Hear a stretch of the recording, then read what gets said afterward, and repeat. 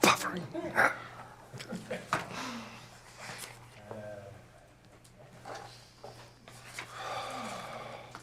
We are live.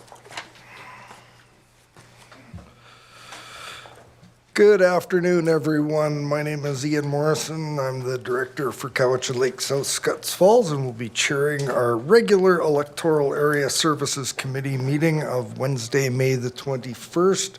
I'd like to welcome those of you in the gallery and those joining online. I'd like to begin by first noting that if you have your electronic devices with you, to please silence them or put them on vibrate or something like that. I would also begin by recognizing that the CVRD is on the unceded territories of the Cowichan, Malahat, Subasat, Halal, Penelakut, Staminas, Liaxin, Paquachin, Diti-Dot, and Pachi-Dot nations, whose people have walked gently here for thousands of years. I turn to Mr. Robbins in regards to the agenda today. Good afternoon, everybody. I'm Patrick Robbins, Corporate Officer.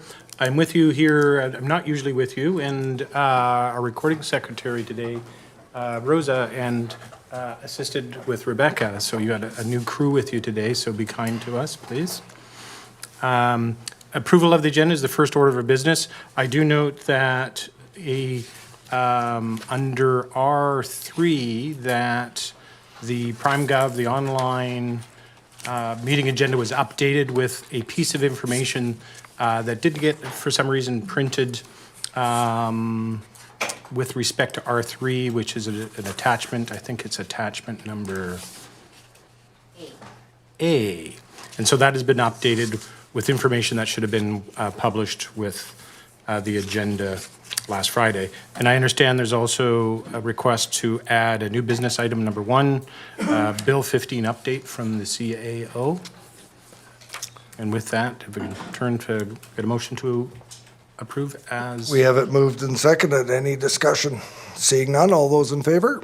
Are there any opposed? None opposed, the motion carries. Brings us to the adoption of the minutes of the meeting on May the 7th. Mr. Robbins, the resolution. That the minutes of the Electoral Area Services Committee meeting on May 7, 2025 be adopted. Hang on. Director Nicholson. Thank you. So Okay, why doesn't it like when I press on the microphone? There you go, red is go.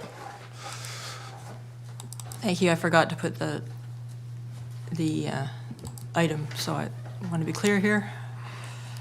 It's item number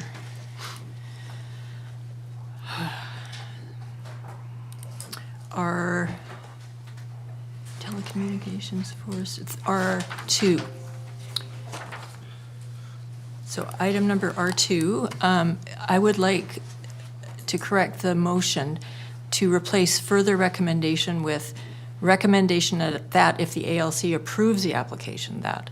So if I recall, we moved and we voted on the option that there would be no comment. And I think that the way the motion is written is inaccurate. So I'm looking at R2 in the minutes. And that's in regards to an ALR application. And the motion that was approved was the recommendation no further subdivision covenant be registered. So, the staff recommended that it be forwarded to the ALC with no comment. And then I added that if they approve the application, that we recommend that no further subdivision occur.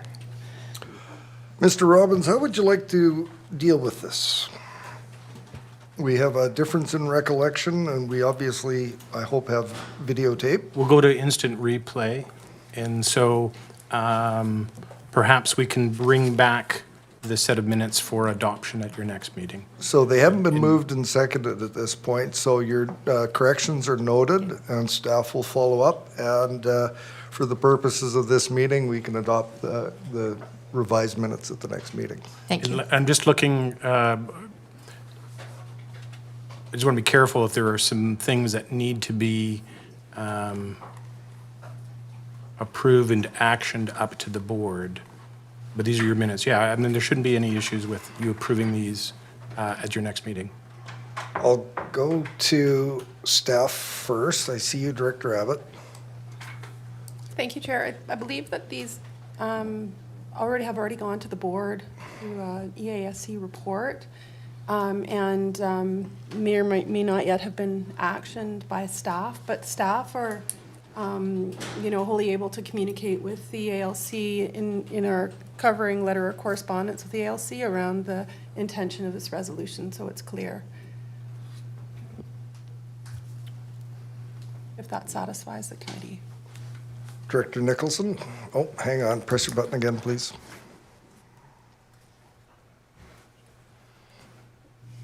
Director Nicholson.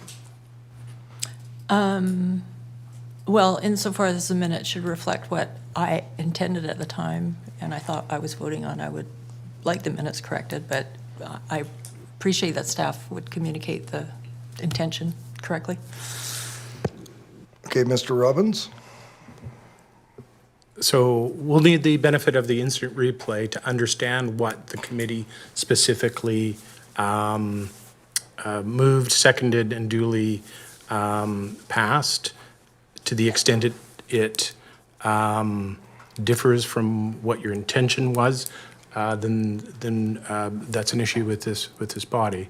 But the instant replay should determine what was moved, what was seconded, and what was approved.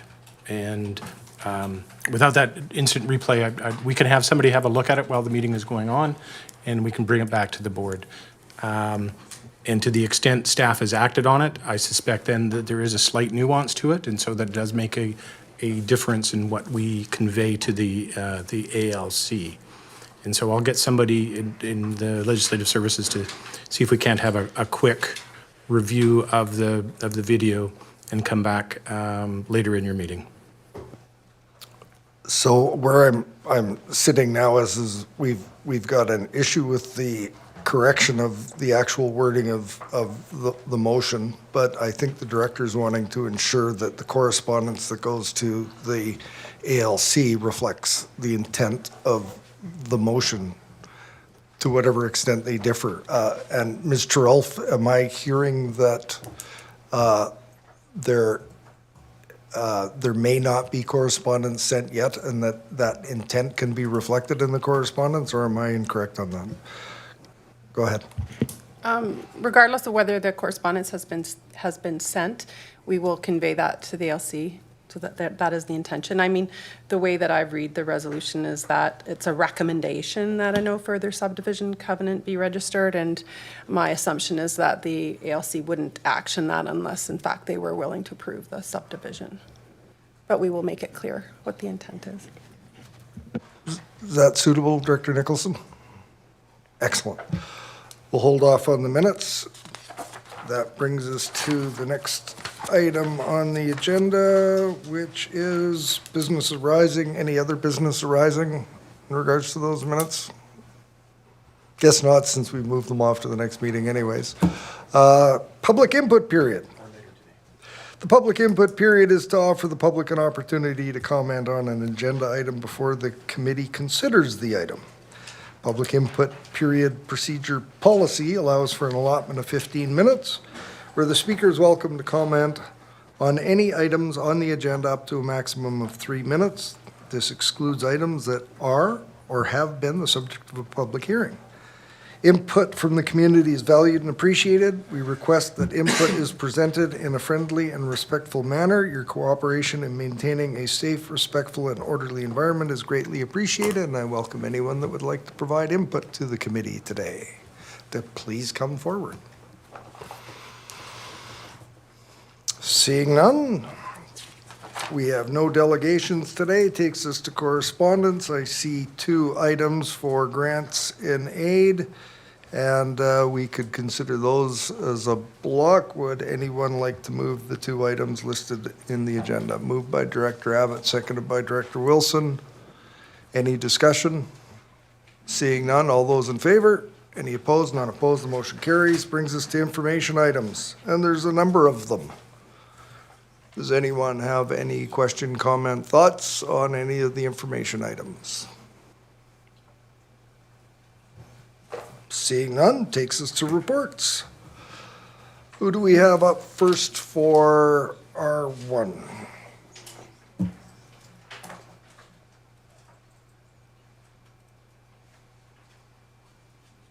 I don't have my cheat sheet that tells me which staff person will be presenting today. Mr. Zhao, welcome.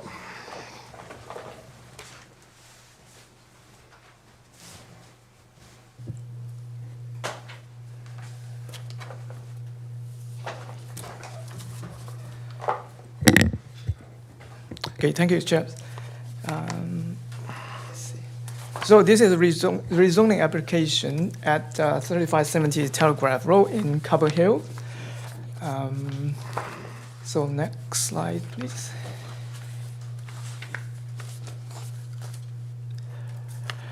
So here is the site plan of the property. On the left side, there is the main house with 3 bed and breakfast units in the basement. And there is also, in the middle there is also a attached suite that is attached to the main house for long-term residential use. To the south is a carriage house. It's also known as the detached suite for long-term residential use. And on the right side is a separate accessory building which houses a tourist accommodation unit. Next slide, please.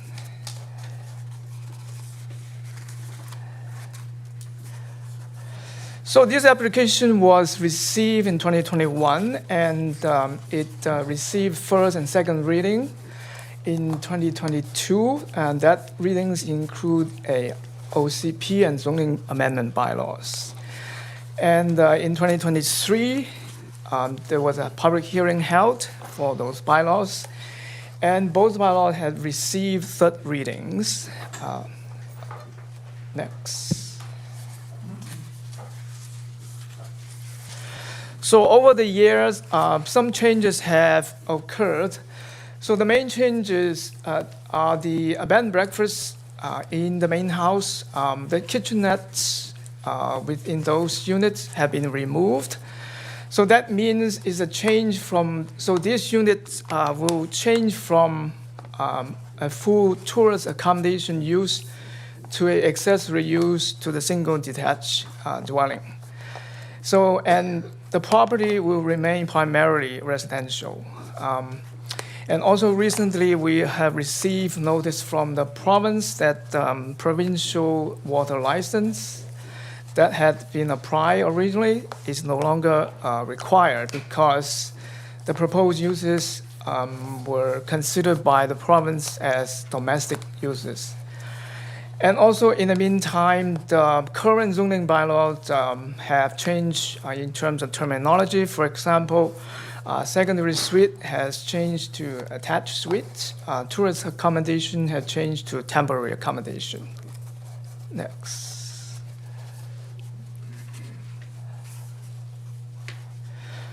So staff recommend these responses to those changes. First is to replace the original zoning amendment bylaw 4422 with a new bylaw 4652. So this basically will replace the CD6 zone originally proposed with a site-specific regulations for the R2 zone, that's for this property. And also this bylaw would update terminologies to be consistent with the current zoning bylaw. And because the change, because the the property remain primary residential in nature, the proposed change to the tourist accommodation destination in the OCP is no longer suitable. So therefore, we recommend abandon the OCP amendment bylaw. And also, the original covenants that goes with the bylaws that have been recommended previously will need to be updated to reflect those changes. Next.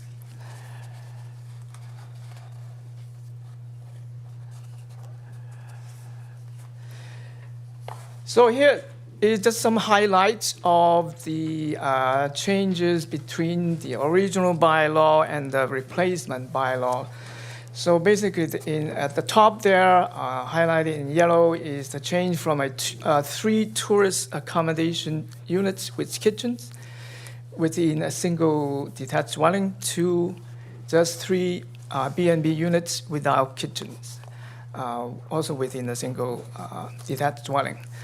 The remaining 3 are basically terminology changes, like the tourist accommodation, 1 tourist accommodation within an accessory building will be changed to 1 temporary accommodation unit within an accessory building, and 1 secondary suite will be 1 attached suite, and 1 accessory dwelling unit will be 1 detached suite.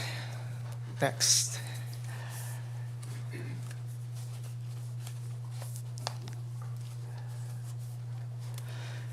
Okay, so the recommendation is to give the new bylaw first and second and third reading, and then because of the requirement of Bill 44's public hearing will not be required, and the notice must be sent to the surrounding residents. And the third recommendation is before the adoption of the new bylaws, the covenant be amended to reflect the changes that I just mentioned. Thank you. I look to committee. Do we have any questions for staff?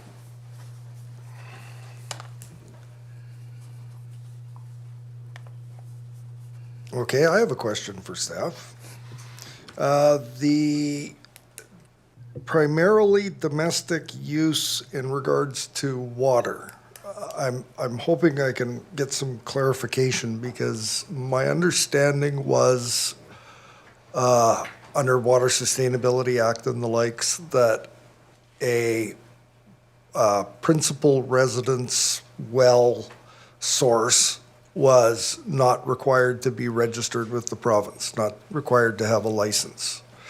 My understanding, and perhaps I've missed something, is that when an application for additional residential use of either a single well or another well source on a lot did require additional licensing. So I understand that the province is backlogged with requests, but is this information new to us that as long as it still considered to be principally domestic use, they aren't requiring the additional levels of registration, licensing, and the likes?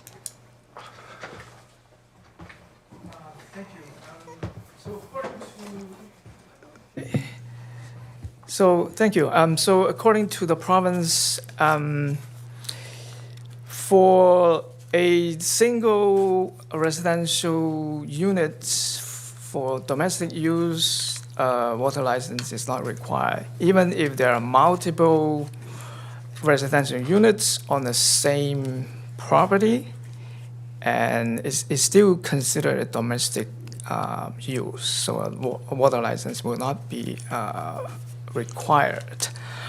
In this particular case, because the province considered the bed and breakfast within the basement of the principal dwelling is minor in nature, they consider it as accessory use to to the primary domestic, the residential use to the property. Therefore, they waive the requirement for the water license. That somewhat answers my question, and maybe I look to my colleagues around the table. Was it everyone's understanding that the one, it wasn't required any licensing or requirements, but once you went beyond the one, that additional requirements for licensing and the likes were required? So I'm looking around the table, and everybody seems to sort of think that that's what the regulation has been, and now we got all sorts of help coming forward here. So Ms. Pressman, do you want to come to the lectern? And I've got you on the list, Director Wilson. Ms. Pressman, can you help us with this, please? Thank you, Chair. So recently, provincial water authorization staff communicated to us that they would consider up to 4 units on a residential property, 4 residential units on a residential property to be permitted without a license as a domestic use. And this is what they've communicated to us to be pertaining to their internal guidance documents. So this position has changed since the original referral went to provincial staff a couple of years ago. Okay, well, thank you for that, and just the clarity is important. I don't know if we've got other regulations that we base our decisions on that have been guided by that. First one's free, the other ones require licensing, but this is a change from the province, and it's important for us to know. There's still would also be requirements when there's not a water license under the Drinking Water and Water Protection Act. There still would be requirement for Island Health to issue an operating permit if one well is servicing multiple dwellings or multiple uses as well. Well, it's a separate. Yes, separate. that's helpful, and that backstop is really important. But coming out of when the Water Sustainability Act came in, it was very clear. One was a freebie, and any additional ones were requiring additional licensures. So that's helpful for me to know that. So thank you for that, Director Wilson. I've got you next. Yeah, thank you, Chair. And I'm kind of confused as to the point of the question in the first place, because if the staff goes to the province and says, this is what this place wants to do, and the province comes back and says, yep, that's good. And I appreciate that you're probably asking for clarification here. But I'm still confused as to the point of the question. I'm sorry, I'm just can't wrap my head around this one at all. Well, Point of order. Yeah. Point of order. What's your point? Well, I think people can ask questions without the director of the area being upset by it. I'm not. Let's get some terminology right here. I am not. Hey, Director Wilson, I'm the next to speak. So your point is well taken. Thank you. The nature and the veracity of any individual's questions around the table should not be questioned. It was a clarification that I think a number of us needed. We now have it, and now we can proceed to the next items. Director, If I may say so, Mr. Direct- Chair, no, if you're going to comment on my... it's not wrong. I'm not. Okay, let's take 5 minutes.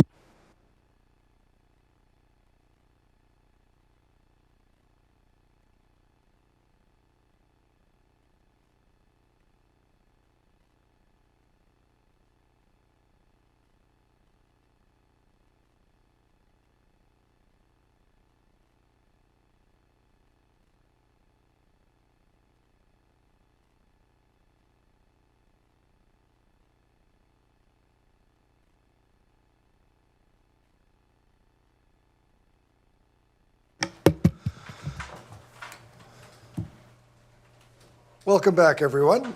Just a quick break there to clarify my thoughts. Proper procedure is when a point of order has been called, the chair rules, and we move on. Additional comments aren't appropriate unless the next thing out of somebody's mouth is, do I challenge the ruling of the chair? So with that, let's move on. Mr. Zhao, would you like to come back up? See if all the questions have been asked that need be. Any other questions for Mr. Zhao?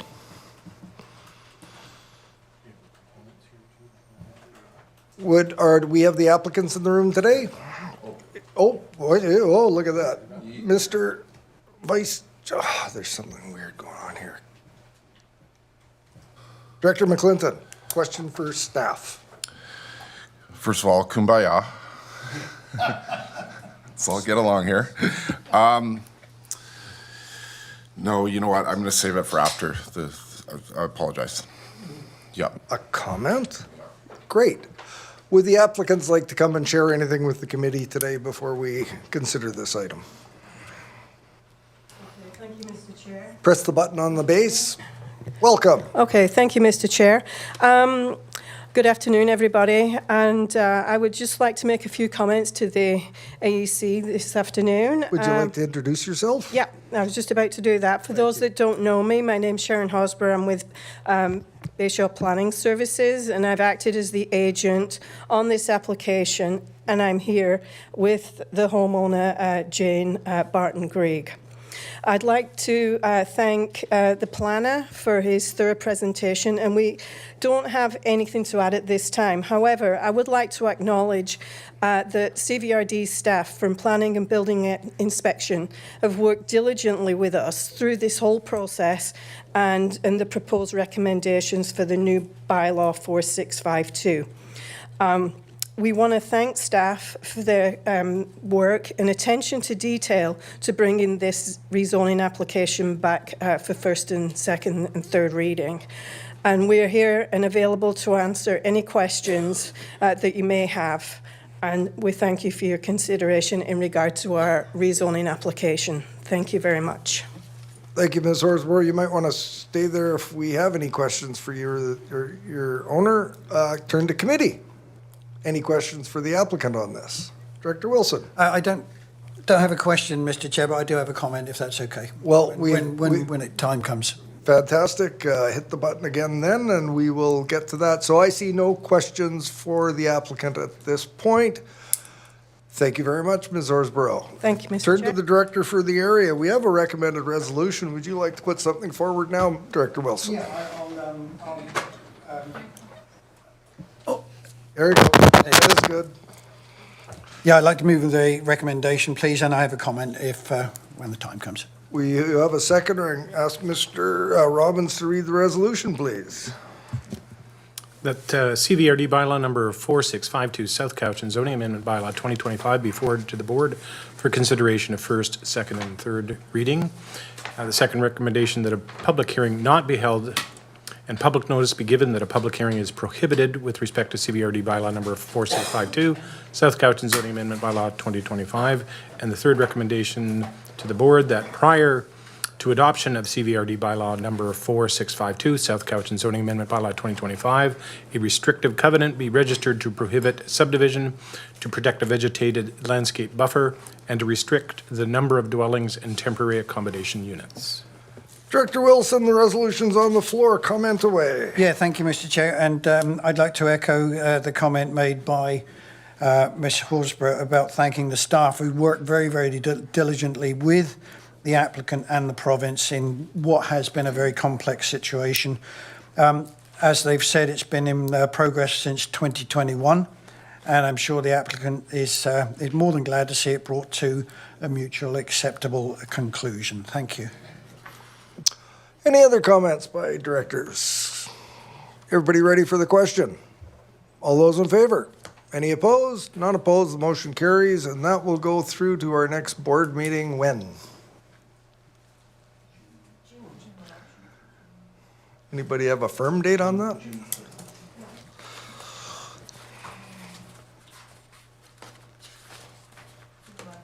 11th. That'll go through to our next board meeting on June 11th. Next item we have is R2. Who's presenting on that? Mr. Tippett, welcome. Thank you, Mr. Chair, and compliments on your jacket. I love the color. It's fantastic. Some people might look at how I dress and go, like, maybe that isn't a compliment, but I think it looks great. So, I got to give credit to my style team. why does the WebEx thing appear here? There we go.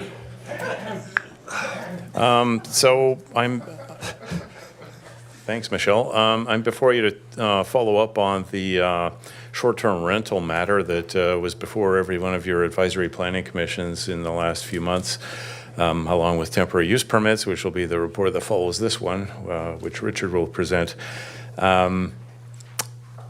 When we were engaging with the advisory planning commissions, one or two of them pointed out that it was somewhat confusing to have the short-term rental related amendments combined with sort of maintenance type bylaw stuff that was also in there. And so what we have done is, as you noticed with the 18 attachments to the report, we have teased apart the bylaw amendments themselves, but the report is still a single report that deals with both elements, which is to say the short-term rental related stuff and then some other suggested updates. Many of the other suggested updates are simply things that were missed in previous updates of the zoning, where we were changing the terminology from, for example, small suite to detached suite, that sort of thing. There were a few words and other phrases that got missed in that comprehensive amendment, so that's largely what it's about.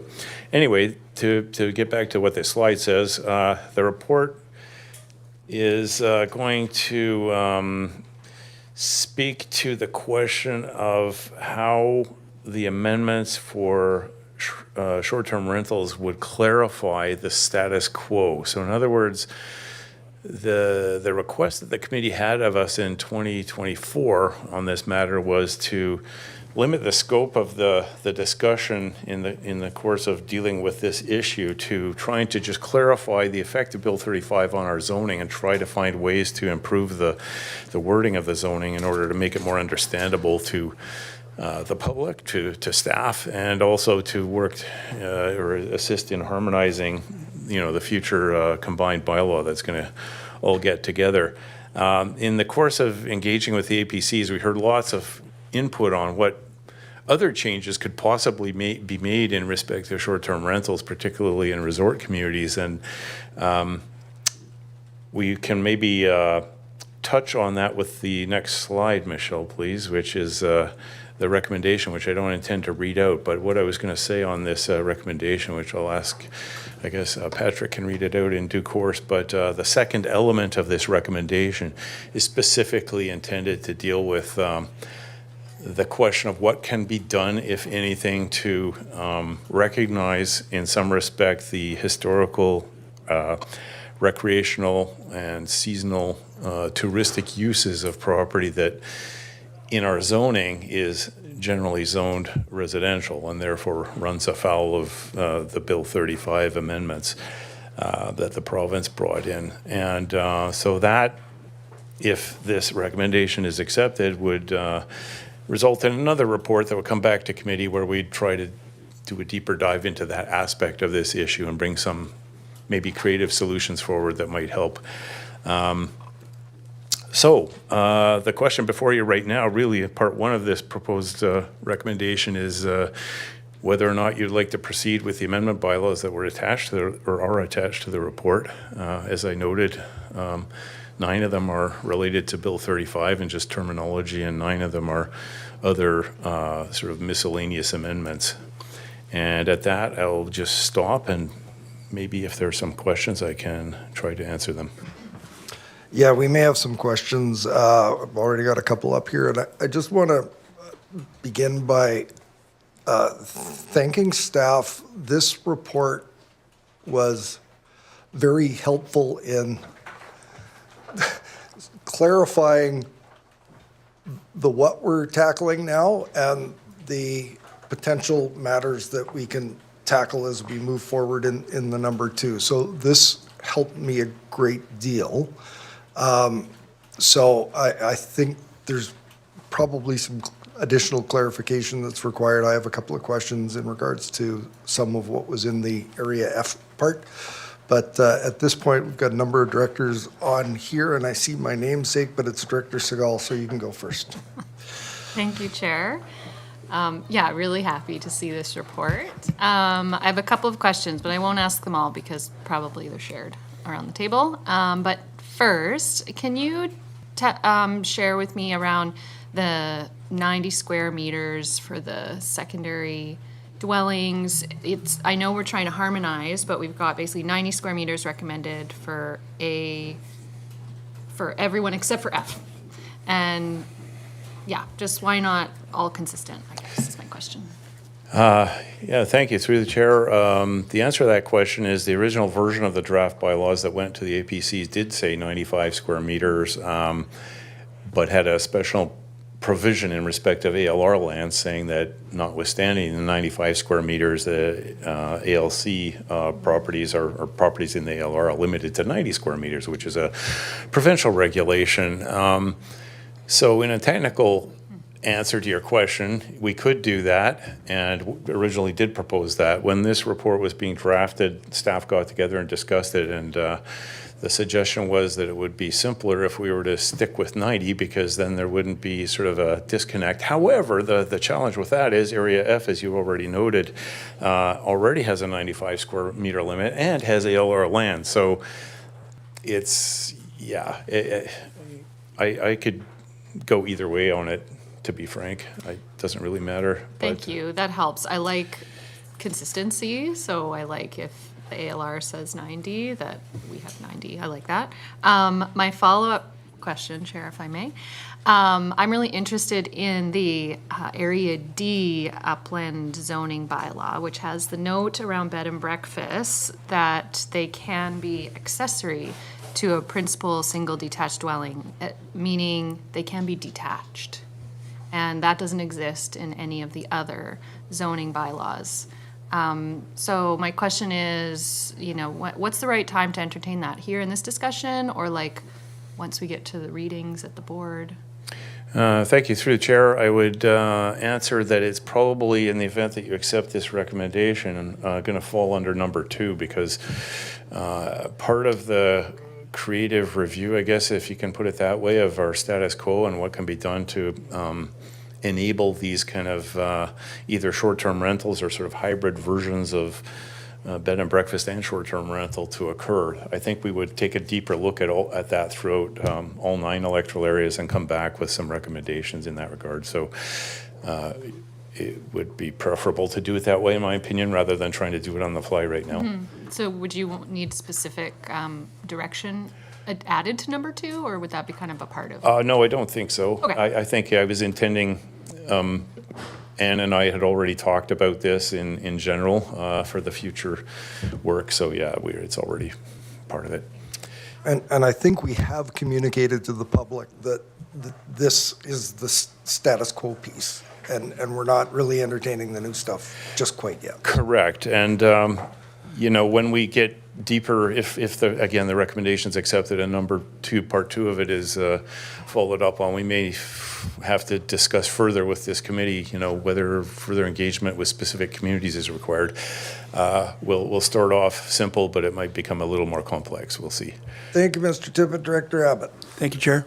And thank you, Director Segal, for highlighting how Area D is a leader. And I think we owe a lot of credit to planners and Cheryl for the award-winning OCP that we enjoyed back in 2015. But I did have a question about the marine. We have a marine distinction from an upland distinction, and you prefaced your report by saying that perhaps you're adding words that were missing. And my specific request is, why do we have RVs mentioned while in construction for the marine area, and those same words aren't in the upland? Is it that upland already has RVs allowed for during construction?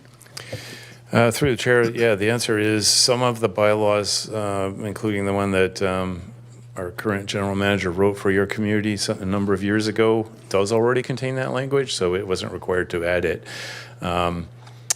Yeah, so the nature of the amendments is different depending on the age of the bylaw is the short answer. And I think at the end of these proposed amendments, they'll all essentially deal with the issues in a similar fashion right across the board. Brief follow-up. I find it hard to imagine an RV on some of those marine lots while you're building a building, but so you've allowed for it. Thank you. Mr. Chair, just to point out, there are actually some land areas, areas of land. It's not just over water surface, but your point's well taken. There are a lot of marine lots that it would not work on. Director Deck. Thank you. Thank you, Chair. I have a question about tourism-dependent communities, because the entire Cowichan Valley is hoping to attract tourism, has done forever. So how do you define a tourism-dependent community? Mr. Chair, that's a good question. I think when that phrase was written, staff were probably thinking more about the lakefront communities. However, I think your point's well taken. There's an element of that in the entire valley, and certainly under part 2 of the recommendation, staff recommendation, we were not intending to limit the review of short-term rental and everything just to 2 or 3 of the electoral areas. We were looking at all of them.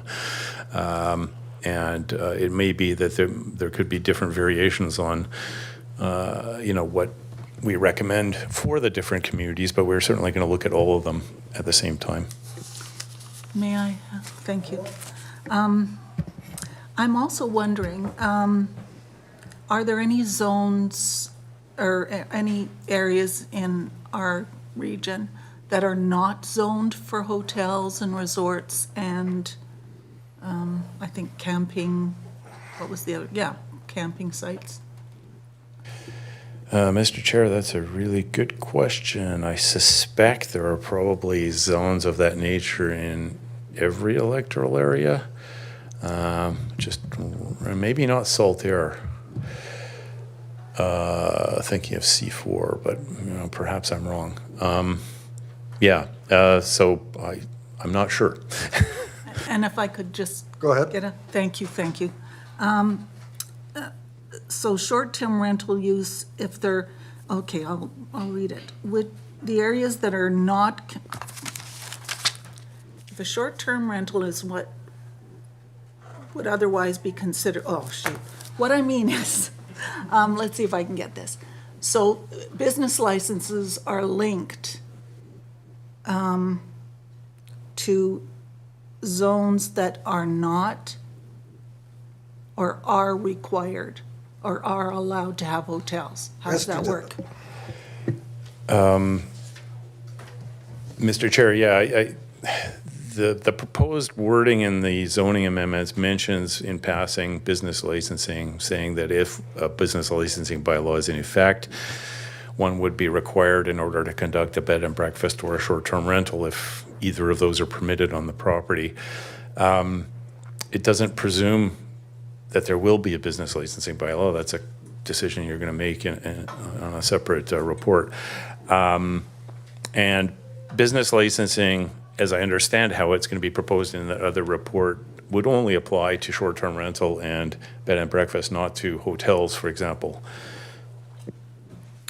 Okay, I'll need to get my mind sorted out, and I'll ask later, maybe offline. Thank you. If you were to press your mic button Certainly. off and then press it again, if you want to speak again, it'll put you at the bottom of the list. Okay, Director Acton. Thanks, Chair. Thank you for bringing up the 95 square meters in Cowichan Lake versus the rest of the electoral areas. Personally, I think we should all be 95. That's why we created the harmonized OCP, was to bring that in likeness as much as possible. And we're trying to encourage more density where housing already exists. And then there's also the fact that you can only build so big depending on your property line. So why should Lake Cowichan get bigger auxiliary buildings than the rest of us. And so I don't know if that's up for discussion, but I just wanted to give my point of view on that one. Looks like Mike wants to say something, or no? I just Mr. think it Tippett, should go all ahead. be the same. Mr. Chair, yes, now would be, well, not literally now necessarily, but when a motion is made in respect of the staff recommendation, if change is requested to any or all of the amendment bylaws and the committee is agreeable to, say, 95 square meters, that original version of the wording could be reinserted into the drafts before they go to the board for readings. So now Great, is the thank you. time. Yeah, and I think it just gives people more flexibility. If they're trying to have two families live together, it just allows maybe for that little bit extra space to make it work for aging parents, et cetera. But what I found interesting is the 15 meters trigger for development permits on buildings in Shawnigan Lake on the lakefront changed to 30 meters. And I got some mapping on how that would look from planning today. But I guess one of my questions is, how do we deal with, well, like, we have so many issues around the lake, so it brings up the fact that we are trying to fix something with just a little fix when we actually need like a big fix. And, but how do we deal with properties when I look at that, there's so many that actually have a road that go through them, like the whole west side of Shawnigan Lake has a road. So there's a house here, and then do we count from the road? Do we count from the water? It just seems like the 30 meters Mr. Tippett? apply often. Thank you, Mr. Chair. Just for clarity, the development permit area for riparian areas protection regulation is 30 meters right now. What is proposed in the Area B zoning amendment, that's one of the miscellaneous amendments, is to increase the setback for buildings and structures that currently exists at 15 meters to 30 meters, which coincides with the riparian assessment area, actually. So it wouldn't affect development permit processes. It may mean that we would get more development variance permit requests if people are, based on the configuration or size of the lots, unable to set it back 30 meters. To answer the question about road rights of way and so forth, the setback would be measured from the edge, or the natural boundary of the lake to wherever the building site is. And if there's a road right of way in between, that would be part of the measurement as well. It's not just, so in other words, the road width is included in that measurement. Mr. Tippett, just a clarification on the 30 meter, the increase to 30 meters, but that's new construction. The properties that are existing within that, just setback, just outside 15 meters, can still apply to reconstruct, and as long as they're not expanding, correct?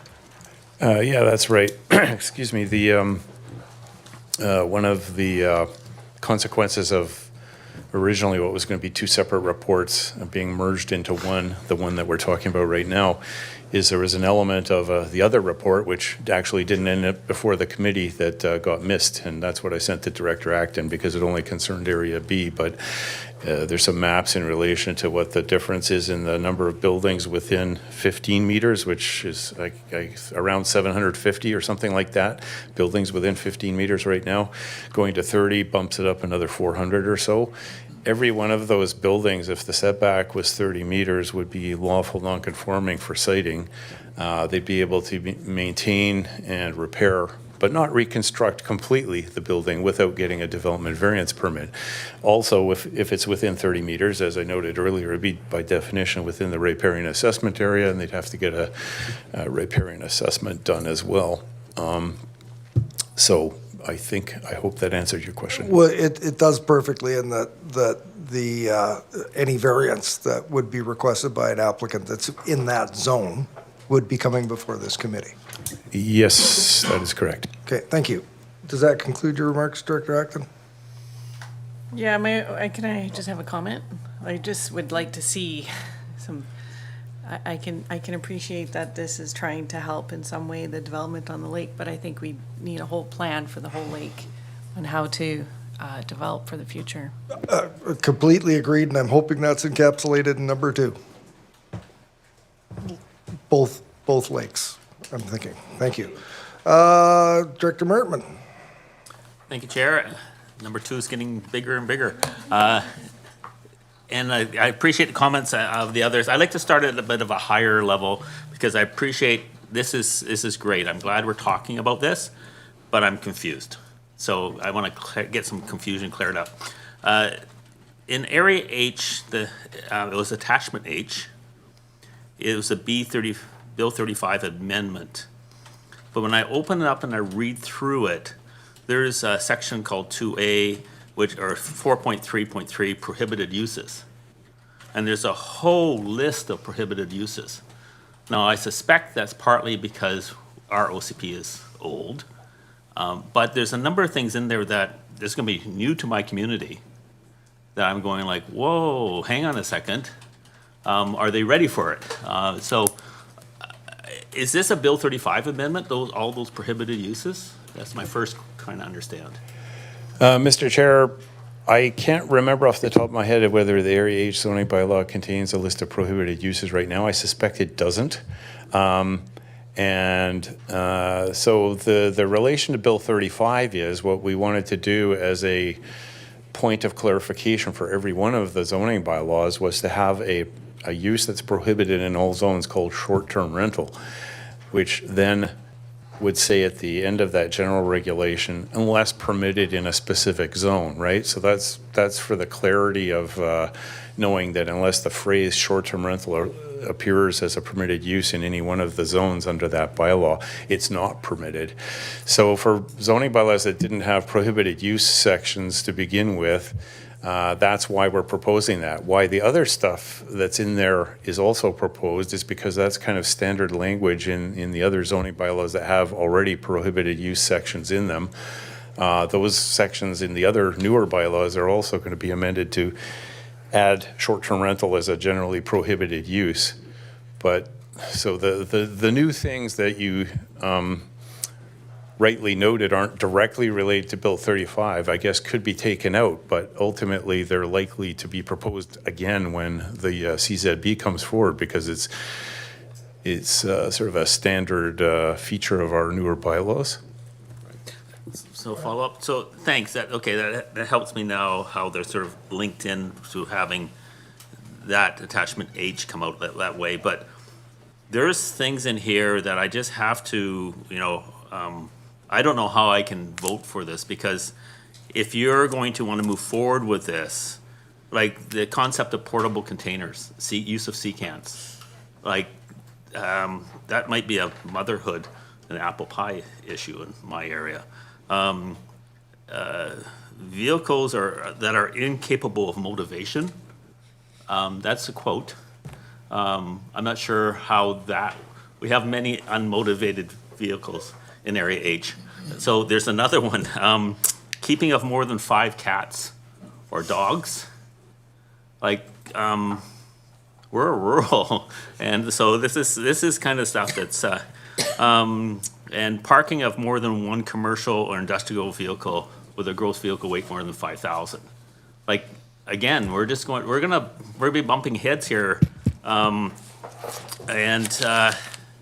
I just not sure how to move forward with you when those things are so. I guess I'll back up. When the APC got involved with the with their acronyms, with the harmonized OCP, one of the big things that wanted to come out of that was we want to retain what Area H has. But the modernizing here, and I guess this is the modernizing, is going to start putting things into it, I guess, that aligns with everybody. So I guess I'm open for comments on, these are big things for my community, and how do we work together? Mr. Tippett. Yeah, thank you, Mr. Chair. Well, I mean, the easy solution for this, for the time being, would be to remove everything from that list for the Area H amendment bylaw, other than short-term rental being prohibited generally. if CCANs are something that other directors feel similarly about, again, the draft bylaws can be amended. Such an amendment would have to be, well, ideally made, in this committee when you consider the recommendation. And I think your point is good because there are different standards of expected, land use, I guess you would say, depending on the density and history of a community, and they do vary. So, perhaps the solution in this case would be, as I say, to take out those things other than short-term rental. We do need the short-term rental in there for clarity. And if I have just a comment, and I then come back to me. Well, absolutely. I just noted that I think other advice that has been brought forward on that particular CCAN item was a property size regulation that over 0.4 of a hectare or over a 1.0 hectares, it could be accommodated. So I'm hoping that's going to be included. I didn't read Area H's, but it's an important item. Go ahead with your concluding remark. If you want to see all the prohibited ones, go to attachment H, because we, like it says, we don't have anything prohibited yet. And that's my concern.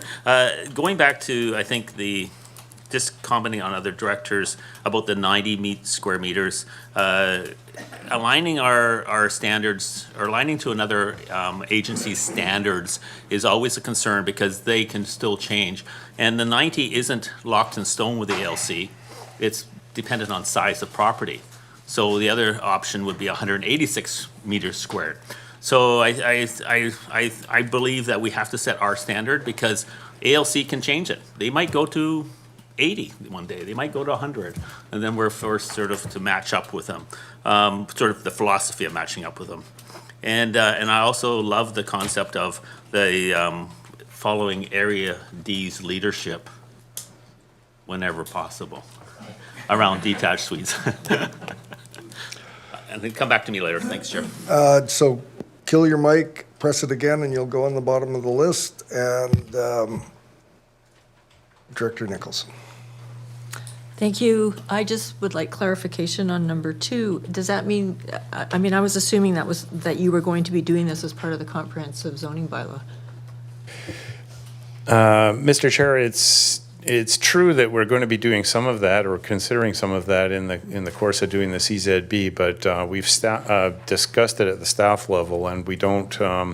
We think that this is going to be a fairly significant piece of work, and it probably deserves its own attention as opposed to being part of a larger process. And then we'll feed the results of whatever we come up with through this committee back to the CZB, rather than just saying, wait for the CZB, it's going to be the answer to all of our questions. There's already a very large piece of work in front of the project manager for that, just literally getting the existing regulations together, never mind working on additional stuff in relation to item 2. Go ahead. So the timeline would be the same, though? I would be hopeful that sometime later this year, perhaps in the fall, we would report back to this committee with some recommendations on point 2 in the recommendation on that report today. Thank you. And I'd made a note here, 95 square meters for those that work in Imperial is 1,022 square feet. So it's not a bad number. Director Deck. Okay, thank you. I thought you were first. Oh, wait a minute. How did your mic get hot? And your mic get hot? His has been that way for a while. Well, and he doesn't even appear on here. So why don't you kill your mic for now, and I'll go to Director McClinton now, which, there you are. Go ahead. It's actually Vice Chair. A couple quick questions. Trying to just bring a little levity. I'm kind of in line with the 95 square meters as well. But I'm just curious, there's some bigger lots in Saltaire specifically, and so if they wanted to come forward with a variance, is that a fairly straightforward process? What are the fees for that? And I guess it's a 2-part question. You can probably handle both. I know we've delegated some authority around variances. Would that, or could that be part of it to streamline anybody You know, I'm thinking about property with 11 acres and they want to put a secondary unit, right? Mr. Tippett. Thank you, Mr. Chair and Mr. Vice Chair. I think, certainly a variance is possible at any point. As far as delegating variances, I don't think we have specific language in respect of DVP variances for suite size at this point, but we could work on something to that effect. So I mean, it's potentially something that may happen. Hopefully, it won't be that frequent. I mean, I think the point of having a regulation of 95 square meters, if that's what it is that most people will be satisfied with that, but there might be the odd one that wants to go a little higher. Yeah. Quick follow-up. Sure. Any sense of what the cost is to the residents? Like what, I don't even know, is it a few $1,000s? Like what's that cost? I believe a DVP application is in the range of $1,500 or $1,700, something like that. I can't remember exactly, but it's somewhere around there. Yeah. Director Deck. Thank you, Chair. So I found it. It's page 5 on attachment A. So it's about short-term rental licensing and regulations, and it says in the third paragraph, if the short-term rental is in what otherwise would be considered dwelling units that are located in a zone that permits hotel, resort, campground, or similar uses, short-term rental use does not require a business license. So if just about every place in the Cowichan Valley is permitted to have hotels, resorts, and campgrounds and stuff, business licenses won't be an option at all for us. From my reading.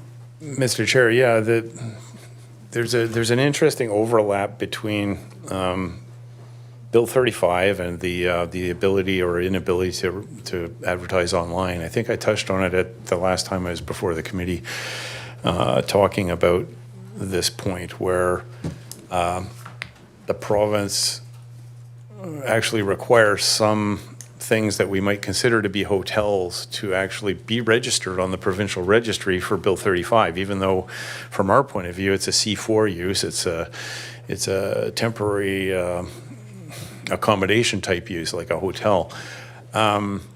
So anyway, I guess the language that you cited from the draft bylaw there is kind of just reiterating that if a property is in a zone where, you know, hotel or resort and that kind of thing are permitted uses, principal permitted uses, a business license, if a bylaw is in effect, will not apply to those. However, there might be still provincial Bill 35 related regulations that apply. So that's just how the province set the system up, and I don't know. I don't think that it's a terribly significant part of the amendment bylaw, really, to be fair. Okay, thank you. Director Martman. Oh, okay, so quick, okay. Sorry, let me jump back to this. I was trying to come up with language for when we make a motion here, but before we get there, so the other attachment, which was the amendments, miscellaneous, talks about RVs being allowed for 12 months during construction. So I have a feeling that this is being concurrent with other areas, but it's not something for area H's OCP. And I'm trying to understand, I thought at one point we were talking about 24 months during construction. Did I miss something? Mr. Tippett? Mr. Chair, no, you didn't miss something. That was a point that we talked about earlier. We discussed it with our colleagues, Ian McDonald and his division, and their conclusion was they would rather stick with the 12. And I think I recall Sonny Breisky speaking before the committee as well, saying that there's certain elements of flexibility despite the letter of the law saying 12 months. So for example, if a project gets delayed for force majeure or something else that we can choose not to enforce all of a sudden. But if you say 24, it might be excessive in other cases. So the number 12 is being recommended to you by staff for a bunch of reasons, not the least of which is we do have a measure of discretion when enforcing a rule like that. So, yeah, just observation, we don't use power tools in Area H, so it takes us much longer. But no, I just know, like, if a person's building their own house, a year is not much. But I think that where I'm going with this, and this might be a rabbit hole we're not ready for, but if you're allowing 12 or 24 months in RV living for one purpose, it seems very hypocritical to not allow it for another. And so this is a piece that how do we rationalize that from my perspective? Like, how am I not being called a hypocrite? Mr. Tippett. That's a very good point, Mr. Chair. I mean, to take the technical explanation, zoning bylaws are kind of beholden to the BC Building Code, and the BC Building Code has essentially three pathways towards having some kind of occupiable as a residence structure. First pathway is meeting the BC Building Code and getting a building permit and complying with the code and getting a final occupancy. Second pathway is to acquire a CSA certified MH series structure, which is being MH, that stands for mobile home, manufactured home. It is considered to be year-round occupiable. And then the third pathway is special cases, which are certified specifically by engineers. So anything other than that, including RVs, really is not something that we're supposed to sanction as a residence in any of our bylaws. Now, having said that, I'm just suggesting to you now that the Area H bylaw be amended to allow up to 12 months in an RV if someone is constructing a home. So that kind of goes against that grain, but and I think you're right. Like, if someone says, well, I'm not building a home, but I have someone who otherwise is homeless, can they live in an RV? Well, we're not proposing at this time that be the case, but I know there are other moves afoot to ask the province to consider some more flexible arrangements in respect of this, because at the core of all of this, it really is down to how the province deals with what they consider to be something that should be lived in, as opposed to something that shouldn't be lived in year-round. So, yeah, I guess it is kind of hypocritical in a sense, because we've selected one circumstance where that might be tolerated. But there may be others that make as much sense. However, they're not being proposed at this time. Does that conclude your remarks? Just an observation that I think some of the language around the use of RVs for construction does sort of put in place sort of some of the things that you would like to see. I think I've read that right, like in terms of safety, environment, and disposal of things. So I don't know where this conversation happens among us and eventually at the board, but I think at some point we have to not put out things that are what I would say I'm feeling hypocritical about. And I feel we need to find that balance where we can say, yeah, if we're going to allow for these circumstances, we've got to also be open for others. So, but I don't know when we're going to have that conversation. I'm opening it here, but I don't know if this is the right place or referring it back to staff. I see Ms. Sheriff was over there. Look at that. Ms. Trolf. Thank you, Chair. So the ASC had fairly lengthy discussion about this particular topic in June of 2024. And there was a resolution of the EISC passed by the board that amendment bylaws be drafted for consideration of readings to permit temporary camping in conjunction with an active building permit for a permanent residential dwelling. There were no references to timelines. There are some timelines that are kind of baked into existing bylaws, but it's important to note in the bylaws as they're drafted, refer to occupancy. They say an owner may occupy as a temporary dwelling. In no way should that be construed as any kind of permanent occupancy.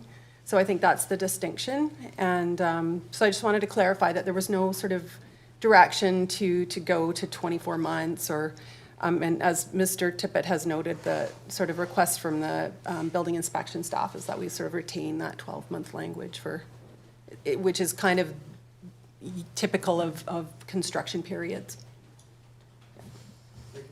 Thank you, Ms. Chiralf. I've got one more person on the list, and great point, Director Martman.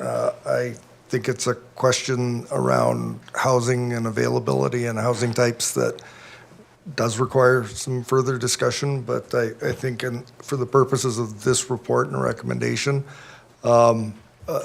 maybe not today, but definitely a reasonable topic for discussion. Director Segal to close. Thank you. One last question. I'm so surprised nobody else asked it. So the definition of short-term rental, the timeline, we define it as less than 30 days, but the province defines it as less than 90 days. And I've just heard a lot of confusion out in the general public. Can you just provide the rationale why we've chosen a shorter time frame than the province? Mr. Tippett.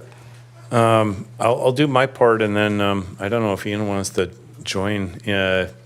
Essentially, what happened when Bill 35 first came out, we noted the 90-day thing, and we thought, oh, I guess we should conform to that. And Ian's staff in particular went over the fine details of how that would play out in terms of enforcement vis-a-vis how we define things in the zoning and that sort of thing. And we came around to the position over a period of a month or so that it was probably better to stick with 30. And when I say stick with, some of our bylaws don't actually even have a number associated with it. The newer ones tend to have 30 days. From my perspective, the 30-day thing, it seems to me if one individual or a group of individuals is staying within a certain facility for a period of 30 consecutive days, it kind of constitutes like a residential use. Because if you have, I don't know if this even happens in BC, it probably shouldn't, but if you don't have a tenancy agreement and you're just paying someone rent monthly, that's kind of how it is. So that was kind of my colloquial way of looking at it. I don't know, Ian, if you want to add something on the 30 versus 90. Mr. McDonald, welcome. Thank you, Mr. Chair. Yes, when we were considering that, that the province had done that, that seemed odd to us too, that was really the only place that we'd come up with 90 days, because typically you've seen 30. Now, another thing that we were looking at is what about these, they're kind of niche markets that are very important. I don't know if the provincial government took that into account, but you'd have locums. So a lot of times they're 6 weeks, maybe 8 weeks, and there's maybe other kind of help that's a bit seasonal. So we felt that places like that had no place. And typically if somebody's going to short-term rental a place, if they're taking it for 2 months or 50, 80 days, I don't know what that cost would be. So we didn't think that would be a problem. So we felt 30s was more appropriate so that we could take into account some other things that may come into play, and that you would be coming to me saying, how do we come up with a solution for them? So we think this would be our best answer for now, and just stick with 30 days. Okay, thank you. So the last comment from Director Martman. Oh, hang on. It didn't work. Oh, hang on. And this really is about, before we get to the motion, not going through amendments. I don't want to go through a series of amendments, so I'm looking to staff for direction or some advice on how do I take that attachment H and pare it down so it's only referring to the short-term rentals, like removing, for example, 4.3B, which is prohibited uses, but I also wonder about 4.3A, which is acceptable uses, because I think those are all brand new for, like, are they needed for the short-term rental piece? And Mr. Tippett. Mr. Chair, yeah, the list of uses permitted in all zones, again, the point of these amendments was to try to clarify the status quo. So, I mean, virtually, I think, probably every one of those list of permitted uses that we're proposing to introduce into Area H zoning bylaw would already be permitted, although not explicitly, by virtue of the use being customarily incidental to a residential use. So, for example, we don't say in a residential zone that one's allowed to have a septic field. One is allowed to have a well. One is allowed to have a driveway. One is allowed to have a patio. So there's kind of common law or common sense even interpretations that get applied to zoning bylaws all the time. The purpose of having some of those things stated in a list of permitted uses in all zones is just for total clarity. So the point can't even be argued if someone says, I don't want a septic field over there. It's like, sorry, it's permitted. So to get to your specific question, I don't think the motion that comes out of this committee needs to be very specific, citing exact subsections of bylaws. Just in your case, if your desire is to not have any list of uses permitted in all zones, just say that, and to remove everything from the list of uses prohibited in all zones, say every use other than short-term rental be removed. And that should cover it, and staff will know what to do, and amendment bylaws will be restructured accordingly. So that's where Is that your intent? Yes, so. Okay, do you have a clear list of section that we can quote before we put the motion on the floor? No pressure.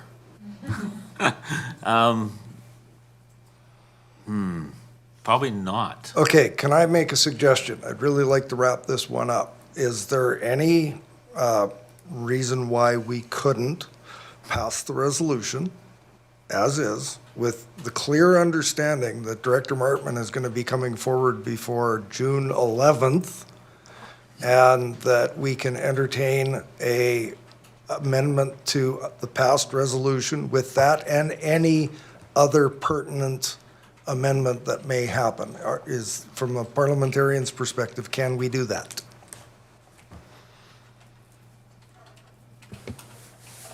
Most certainly, because the recommendations would not include necessarily the bylaws to be given readings. Now, if it's the intention to bring it forward in June with the bylaws published for readings, then you're going to be making those changes on the fly, and what you say are not what is being published. Ideally, it'd be good to have that here, and Mr. Tippett has just made a suggestion that you can provide those general comments or the general changes as opposed to the section specific. So with Director Martman, just to say that I only want to permit, STR, short-term rentals, I don't want to permit nothing else, or whatever the terminology is. I don't think it's necessarily for the section specific. Because you will get into confusion in terms of what you are and what you aren't considering for readings if indeed on June 11th we are to present the bylaws for the readings as well at the same time. Mr. Tippett. Yeah, Mr. Chair, it was not my intention to take these draft bylaws to that meeting. We need a little time. We need to decide if legal review is necessary as well. So there is ample time to do that. And as Patrick noted, I think just general instruction at this point would be helpful. I think I know what Director Martman wants to do. If other directors have suggestions, I may well understand what they want to do as well as part of a general direction to amend specific parts of the bylaw.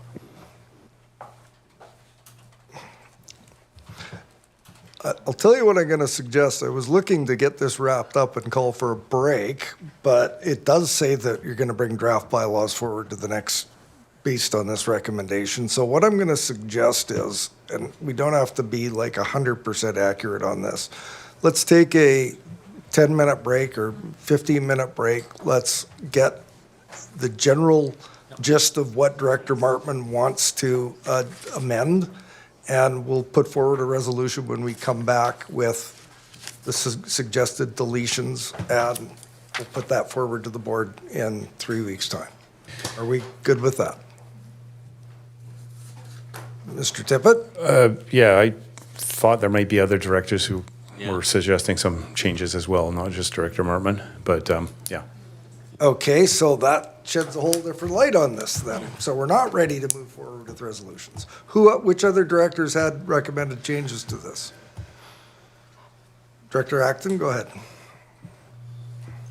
Well, I wanted to propose that 95 meters square be That I think harmonized.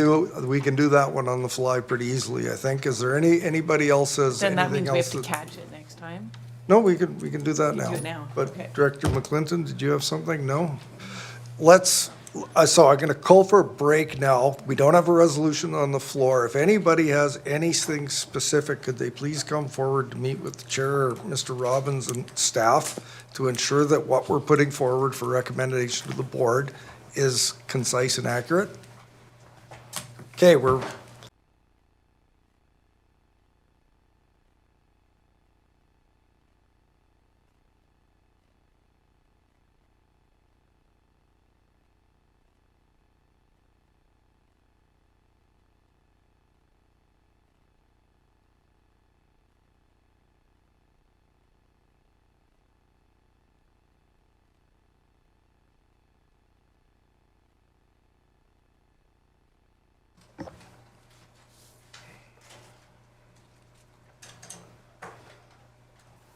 we still have temporary use permits to do.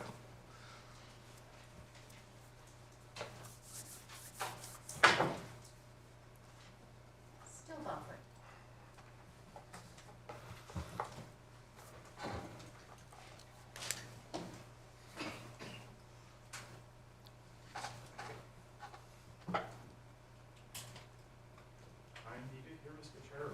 You better, in case there's questions. Yeah, I'm hoping to go right to a resolution and amendments. We are live. Welcome back, everyone. We have before us, continuing on R2, there is some wording for some amendments to the resolution. Would everyone just like to hear what the amendments are before we put a resolution forward? Is that appropriate, Mr. Robbins? Just to give everybody an idea of what we're thinking of adding to this.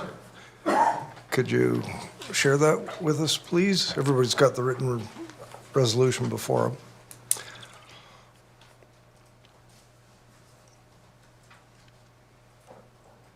Oh, look at that. Wow. So the plan is, put forward the resolution as published, and then we will amend with these two items. So I would entertain a motion in regards to, Mr. Robbins, would you read the recommendation that's in the staff report R2, or would you like me to? I'd be happy to. Recommendations to the board that draft amendment bylaws attached to the staff report to the Electoral Area Services Committee of May 21, 2025 to introduce short-term rental and miscellaneous zoning amendments be forwarded to the board for consideration of one, first and second reading, and that a public hearing not be held, and two, that the staff be directed to research and report back to the Electoral Area Services Committee on additional short-term rental zoning amendments to support tourism-dependent communities within the region. Can I have a motion to that effect? Moved, seconded. Any further discussion? Seeing none, all those in favor? Are there any opposed? None opposed, the motion carries. There's the resolutions before us, the amendments before us. Would anyone like to move those? Moved by Director Martman, seconded by Director Wilson. Any further discussion on these items? Seeing none, all those in favor? Any opposed? None opposed, the motion carries. Thank you, Mr. Tippett, for all your assistance on that, and everyone else. That brings us to R3. Mr. Buchan, welcome. Thank you. Have you got a presentation for us? I do. It's an update on the temporary use permits. We'll just get the slides up. Perfect. So the purpose of this report is to provide an update on the draft temporary use permit guidelines and associated OCP amendments as previously directed by the board. Next slide, please. Just for a bit of background, the EASC first received a report on this matter in January of 2024, directed staff to do drafted guidelines for consideration. Staff returned with policy language in September of last year, proceeded with external agency engagement, and engaged the APCs at the start of this year. Just as a quick reminder, TUPs are a discretionary tool that local governments may use to allow for a use that is otherwise not permitted in a zoning bylaw. This permission is on a temporary basis for up to 3 years with the possibility of renewal for once. And local governments can choose to be very, very narrow with the applicability of this tool or very broad. Next slide, please. While the temporary use permit policies and guidelines will be in a single bylaw, there will be complementary amendments to other bylaws, procedures, and policies. For example, as directed in March of 2024, the board asked us to look at updating our referrals policy to address temporary use permits and engagement with the APCs. Next slide, please. So the proposed changes would ensure consistency of TUPs across the CVRD's electoral area, while also broadening the potential applicability of this tool without, quote unquote, opening the floodgates to any and all uses. There are 6 categories of TUPs proposed: temporary accommodations and RVs, short-term rentals, commercial uses, industrial uses, worker housing, and market/festivals. Next slide, please. For all of these uses, there will be general regulations that apply to every use. This includes matters like proof of servicing, be it water, drainage, sewer, garbage collection, and potentially requiring restoration plans for uses that are likely to impact land. The restoration plans and associated securities are optional. For example, a temporary worker housing facility on agricultural land may merit a detailed restoration plan. A food truck in a parking lot probably doesn't. Next slide, please. So into our first category is the temporary accommodation in RVs. This could be used for either seasonal farm workers or tourist accommodation associated with agritourism. The draft policy is generally aligned with the requirements of the ALR regulations with respect to agritourism and provides flexibilities for parcels not in the ALR to do agritourism activities in conjunction with agritourism accommodation. Next slide, please. There's a section for short-term rentals. This would allow TUPs to be issued for whole home rentals. Could also allow for the suites to be rented if the owner is occupying the site. We have proposed a limit of 8 adult occupants as the number of guests, just to provide an upper level limit. This was done in conjunction with our discussions with our colleagues in building, trying to avoid a scenario where a home is just overloaded with guests. Next slide, please.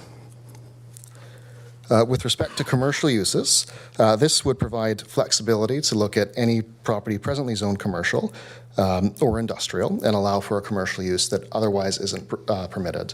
An example that we brought to the APCs is many times there might be a owner of, let's say, a daycare who wants to operate in a commercial area and isn't otherwise permitted.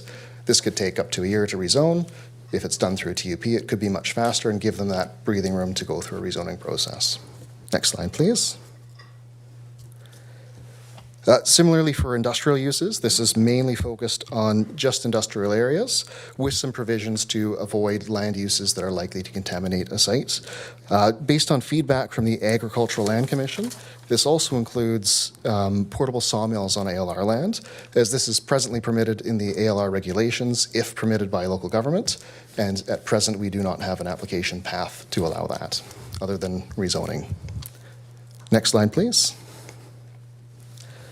For temporary worker housing, this is for workforce housing that could be in a commercial or industrial area. It allows for more than 10 units, which is what you would have seen with the RV component. It could be in agricultural zones, subject to ALR approvals. And this is probably not going to be seen all that often in the region. Just over to the next slide, we've got a couple examples of up north. So the photos that we see here are a 600-bed work camp outside of Valemount, BC, as well as up near the Site C Dam. These are unlikely to happen in our region. We do not have a proposal for this right now, but this is what this tool could potentially be used for if something like this came in. Next slide, please. The last one is for the market and festival uses.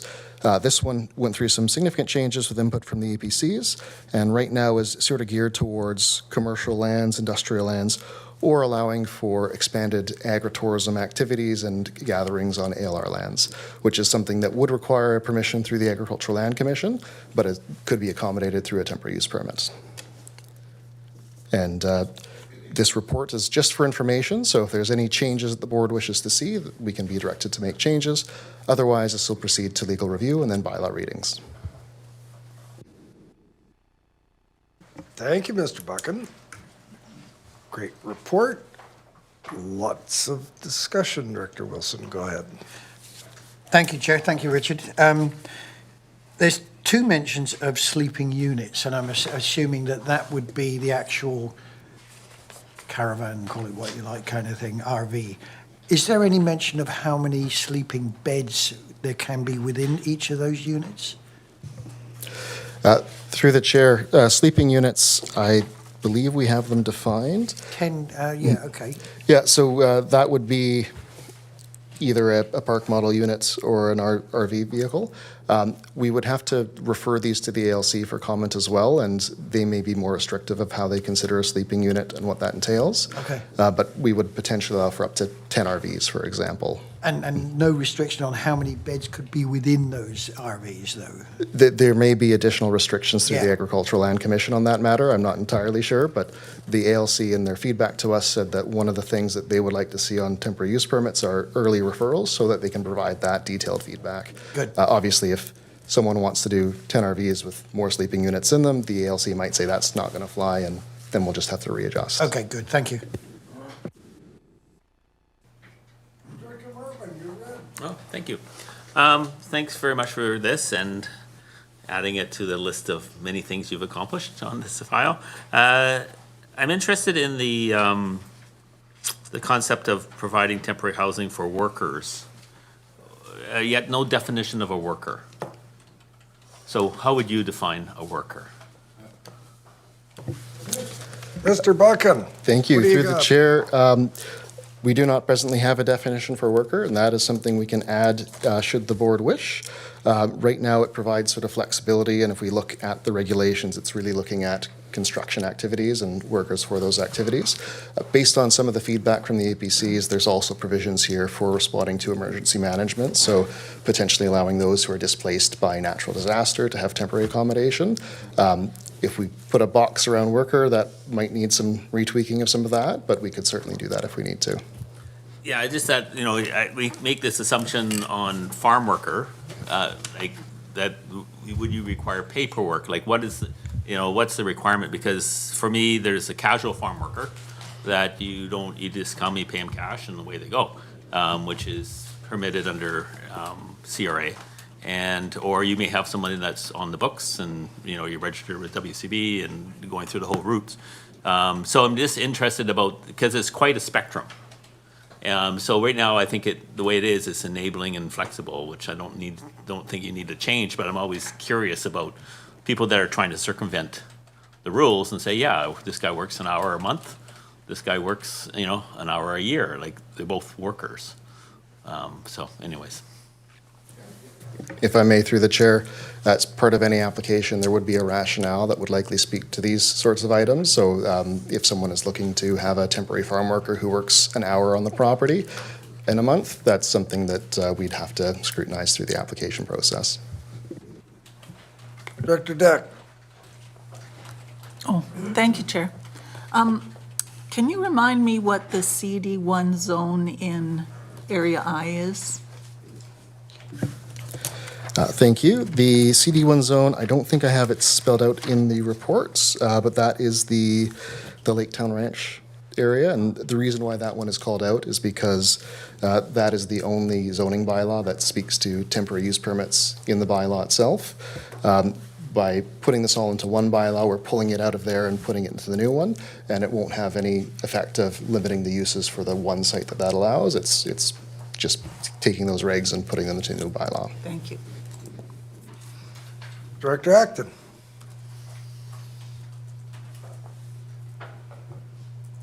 I lost my train of thought. Can you come back to me? Sure. Director Nicholson, press your button again, please. Turn it off and on. Thank you. Thank you. Mr. Buchan, I think that updated attachment A, was that Area E's APC comments? Through the chair, yes. Thank you for doing that. I have two questions. One is about traffic, potential traffic issues, and one's about wildfire or fire servicing. So you're sort of silent on that, but it's in there somewhere? Through the chair, I believe we have, and I'll have to go back and check my notes, but I can report back on it, is We have the development information changes, which deals with the markets in particular, if that's the concern. With respect to wildfire and fire management, we can refer internally and externally to our fire departments for comment on any application. Yeah, I think that's important to remember because sometimes you're proposing to do things in an area that might not be suitable. And traffic is always an issue. No matter what, no matter where.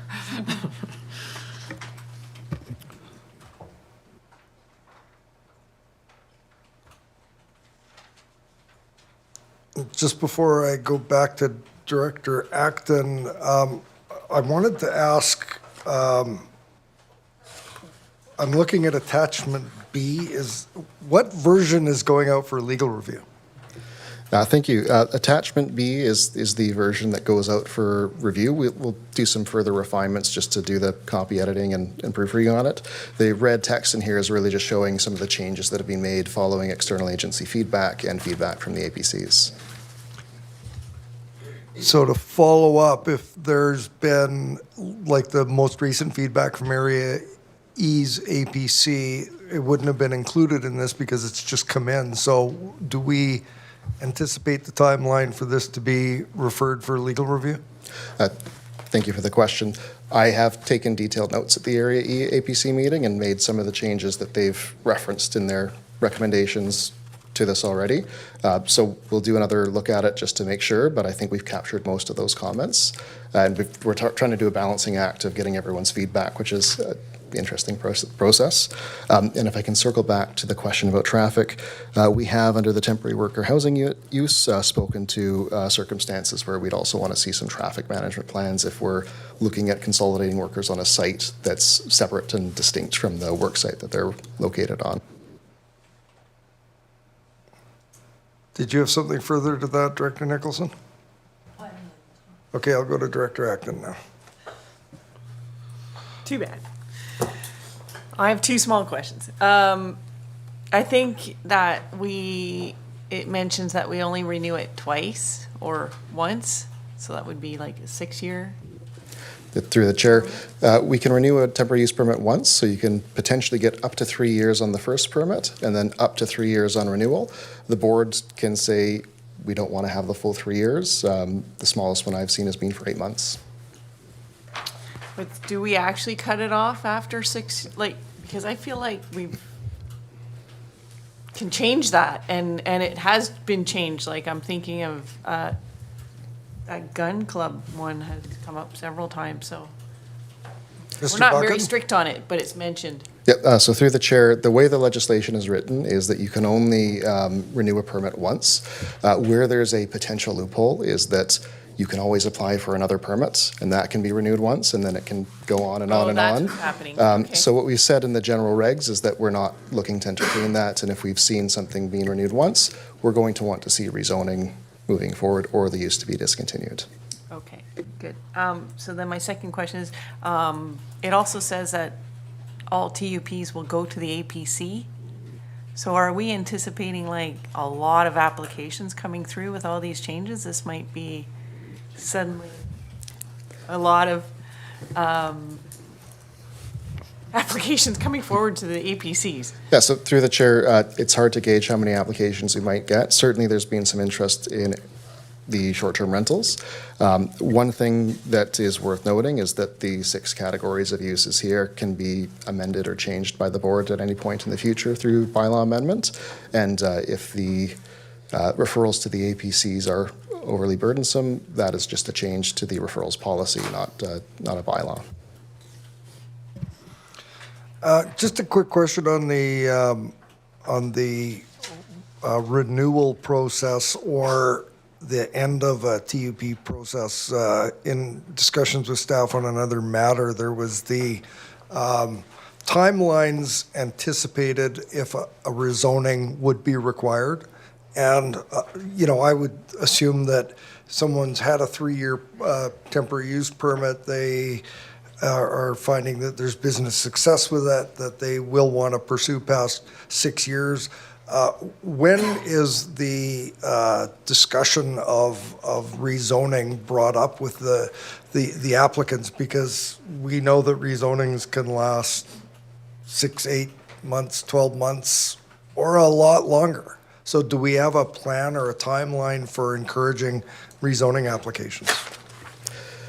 Thank you through the chair to the chair. My manager or general manager may have some general questions on that. I imagine what we would say is that if someone is looking at a renewal, that's probably also the time to start thinking about when they want to bring forward a rezoning applications because of those timeframes. Thank you. This is an information item only. Any other discussion, questions, thoughts in regards to the report? Seeing none, on to the next one. Thank you, Mr. Buchan. And is you next, Mr. McDonald? Yes, R4. Yes, We have a Mr. Chair, I believe this recommendation. is the next one up. I'll just own up by there is no presentation, so just going to be me talking. Appreciate everybody that attended the workshop we had a couple weeks ago, and one of the things that I hope everybody got some good information out of that, because it was a good opportunity for staff to present and listen to all the questions and concerns. One thing that came out was a resolution that staff paused proactive enforcement of short-term rentals so staff could report back on feasibility. So we took that back and I looked at it and thought, okay, what maybe we should do is come up with a targeted response to this. So by this, that's why there's a policy attached to this. So this takes the proactive in some aspects away, but what it would be is just targeting and looking at going after full dwelling units that are being rented out as STRs, and these are the ones that could be returned back for long-term rentals. We are aware of a few already, and so we're not looking at, per se, the 6-bedroom lakefront house, and not to even throw any examples out, but just to saying that's probably not going to be good for long-term stock on the rental market. But we have come across some that we even issued permits for accessory dwelling units, and now I see them advertised on Verbo and all these different ones. And now that we have great access to the provincial registry, when we talked about feasibility and resources, with very limited resources, we could be contacting these owners and even doing sort of graduated thing where first maybe we're doing an educational piece with the owner and also ask them to remove their advertising because they are in contravention, but it's not intended as the proactive policy that you were probably thinking of in that meeting. So I'll certainly throw this onto the floor and here to answer any questions. Waiting for the request list to light up. Anybody have questions for Mr. McDonald? Director Acton, go ahead. I'm just trying to picture a timeline here for everything that's happening around this. Can someone just answer, when do we think temporary use permits are gonna be in effect on short-term rentals? And when do we think that, I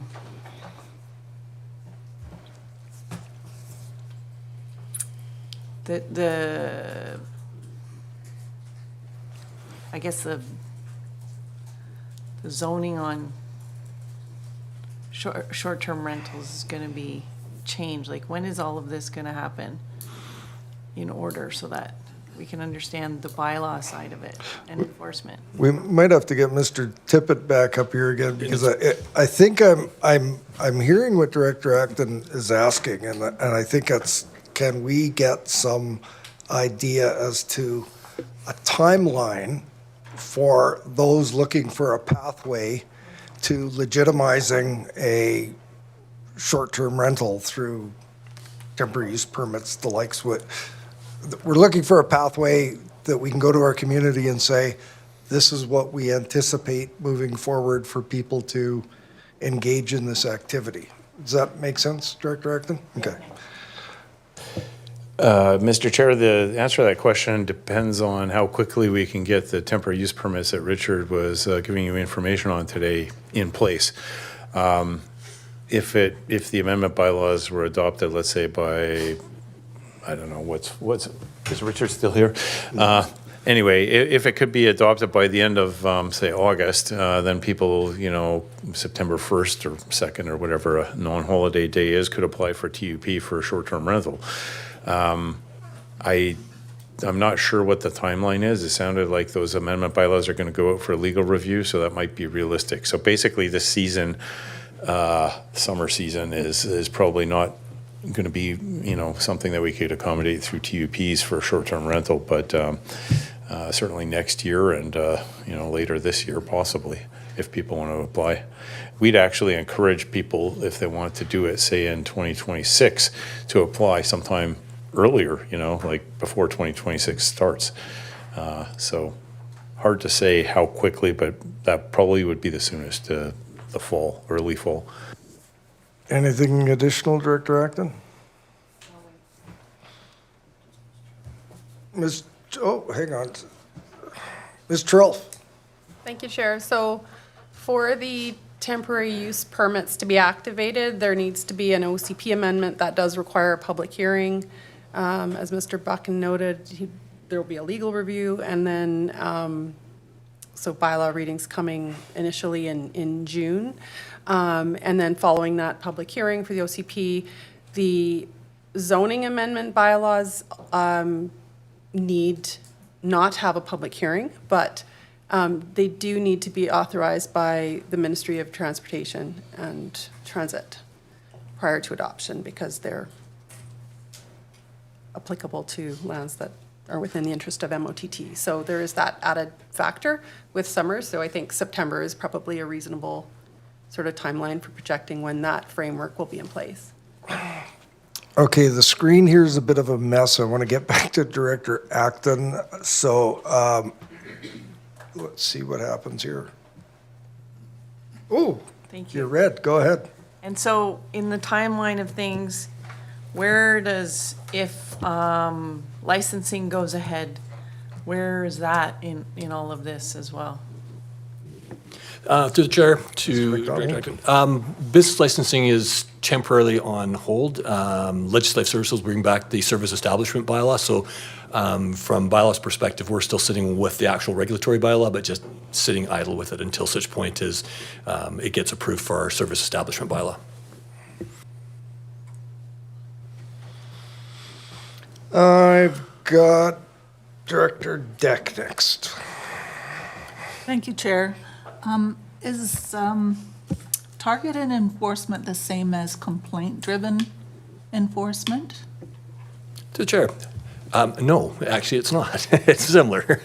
So in the policy, I believe it's for the, so there's 3 points that are at the end of it. And the one is really just saying it's relying on our current policy for bylaw enforcement, which I'll give the spoiler alert, there should be a new policy coming within probably 2 weeks from now that you'll get a chance to look at. But this will rely on our old policy, so that is complaint driven. But the second component of it is saying that it's a bit more, it would be proactive in that targeting. So we're just going after what would be full dwelling units that are being rented out. And I've described some examples already that we've even come across that we're aware of. So it's really targeting what would make sense and bring back long-term rentals to the market, not targeting something that's just because somebody's doing something in violation of the bylaw. So we're really looking to accomplish with very limited resources, get those ones that we feel would be best suited to go back on the market. And that's where I described one was the example of the accessory dwelling unit that we actually issued the permit for the suite, and it was going to be for family, and then only to find out they turned around and there it was on Verbo or whatever. So that's the ones that I think need to come back onto the market, and which maybe isn't going to be something you're going to consider for a temporary use permit anyway. That's something else as the directors have to decide that what makes sense for a temporary use permit and maybe where they're not applicable. Thank you. Director Nicholson. Thank you. I agree with this policy. I think sounds good. I want to get back to this timeline issue. So I'm thinking that temporary use permits for short-term rentals aren't really going to be a thing, or hopefully not. I don't understand why we would be encouraging people if we're going to be revamping our bylaws, as we talked about in number 2 back in Mr. Tippett's report. And that should be done along the same timelines as the comprehensive zoning bylaw. So that should all come together then, which is supposed to happen the beginning of 2026. So I'm kind of disconnecting this temporary use permit thing from short-term rentals. It's a good thing to have in your back pocket, but it's like, am I misunderstanding this whole thing? Mr. McDonald, do you want to take that? Mr. Tippett, you might want to go up there and, I think you guys are a tag team on this one. Yeah, Mr. Chair, I think that's a good point that Director Nicholson raises. We may be successful in developing some rules that might address, I don't know, I'll be optimistic and I'll say 60% of the demand for short-term rental that doesn't, maybe the board deems not to unduly impact the residential rental market. I'm just imagining a future. I don't really know that that's the case, but short-term rental through temporary use permit, it's kind of a stopgap thing. Like, I mean, in theory, somebody who is under bylaw enforcement could apply for a TUP for short-term rental if that TUP option was available right now, and that's an option that doesn't exist today. I'd like to think that that wouldn't constitute the majority of TUP applications, but I can't say for sure. We'll have to wait and see, I guess. So, I mean, I share your concern. I'd not like to see 500 TUP applications for short-term rental descend on us all at once. That would not be a happy day.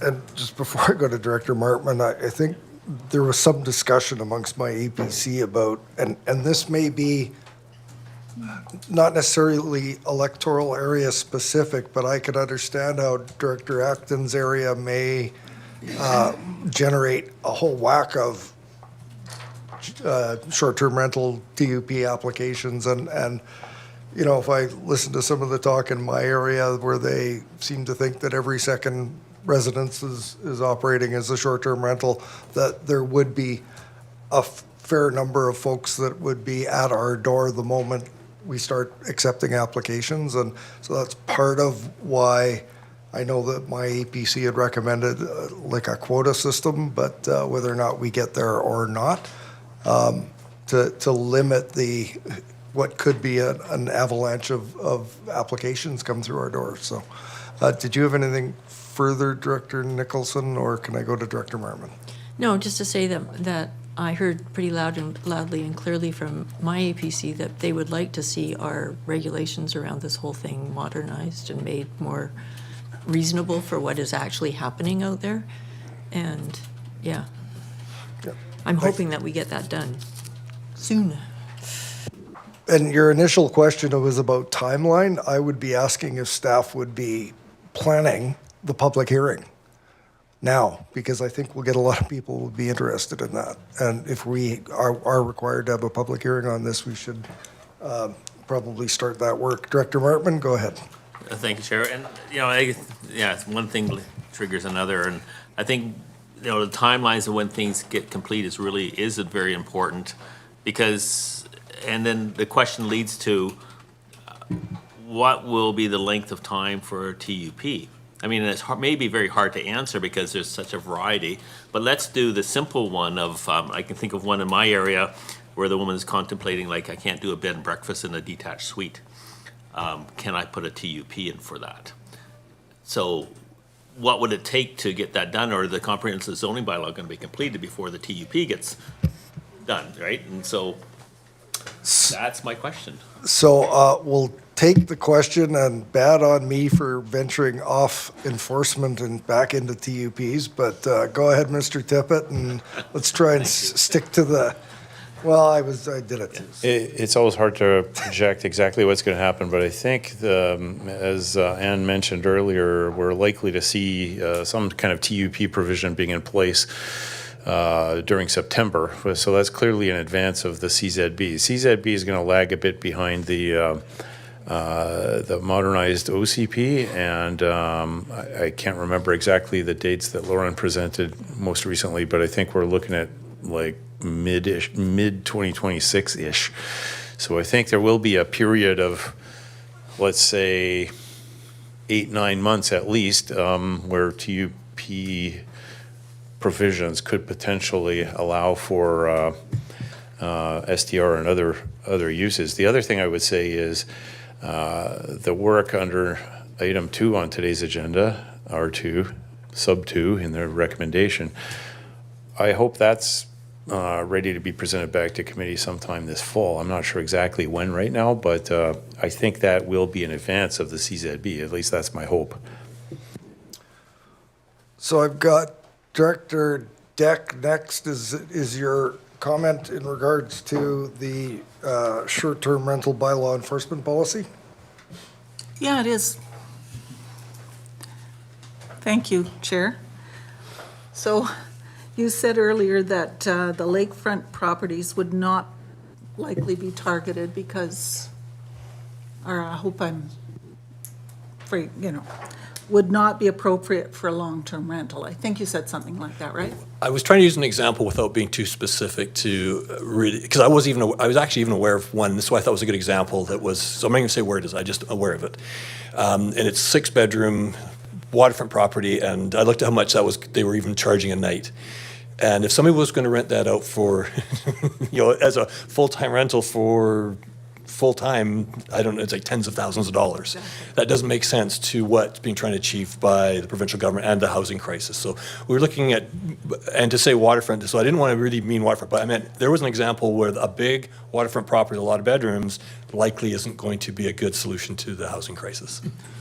Right, so those, can I? Go ahead. Are you okay? So if short-term rentals then in homes that might be more appropriate for long-term rentals are being rented out on short-term for income so that those folks could age in place, that sort of, I feel like that might harm people who could remain in community. So if they're going to be, say, the target of, or enforcement, it doesn't appear fair to me. Am I on the wrong track? Mr. McDonald. I will do my best. We don't dig into the background to find out, so we wouldn't target somebody in the situation you're trying to describe. We wouldn't probably even know that. So they wouldn't be targets, so to speak. Yeah. And in fairness to the bylaw department too, there's bylaws being broken, and bylaws' job is to enforce our bylaws. So we're trying to do our best to, like when I said targeting, so now instead of just being proactively going after where there's definitely a housing crisis, and that's what this was driven by. I mean, it's in your strategic plan. We've been told that, even at last board meeting, I listened to some of the comments that happened from even some of the other directors. So there is a recognition that we should be doing something. So that's what we're saying. Our compromise is to come back and say, hey, we're not going to go after everyone, but we think we can pick on some that would be ideal as going back into the long-term rental market. So certainly not trying to pick on anybody, but everybody's going to have a story too, so that's... Yeah, no, and certainly I didn't mean to... No. I love bylaw. I love you guys.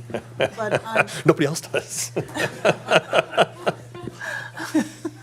But I just see conflict even with those folks who are renting out, who are going, oh my gosh, it's, I will further comment that, because if they're renting out full-time, then they're still generating that income. So to say they need a short-term rental, that might be hard to sell to us. So I mean, if they're zoned, they're allowed to actually have, and most zones now are allowed to have an actual, a rental unit. So you have your regular dwelling in a suite. So that would probably solve the problem. So we probably wouldn't be impacting something like what you're describing. Okay, thank you. Seeing no, was there a resolution that went with this? If there is, that recommended the board that the May 2025 short-term rental bylaw enforcement policy be approved. Is there a mover? There is. Is there a seconder? There is. Any further discussion? There is. Director Segal. Thank you. Yeah, I really like this policy. It reflects that we're in a housing crisis and really focuses on dwellings that are suitable for the long-term use. It's not targeting B&Bs. It's not targeting the little cottages that are not winterized for year-round living.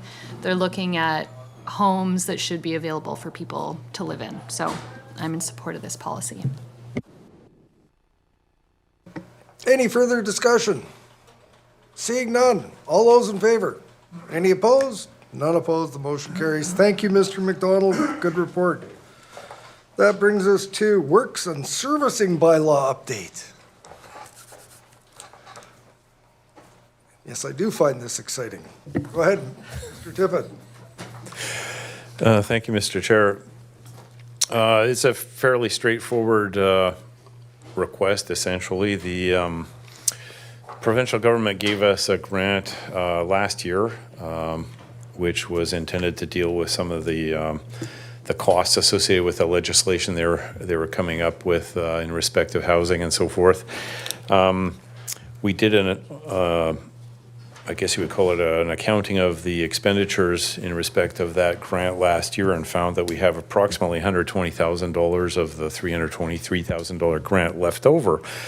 So the suggestion in this recommendation here from staff is that we use as much of that as is necessary to do a bit of an update to our works and services bylaw, specifically with respect to some of the drainage elements. And so what we're looking at is trying to hire a consultant to give us advice on how to improve the sort of drainage elements in this bylaw and perhaps some other engineering and planning related servicing type amendments as well.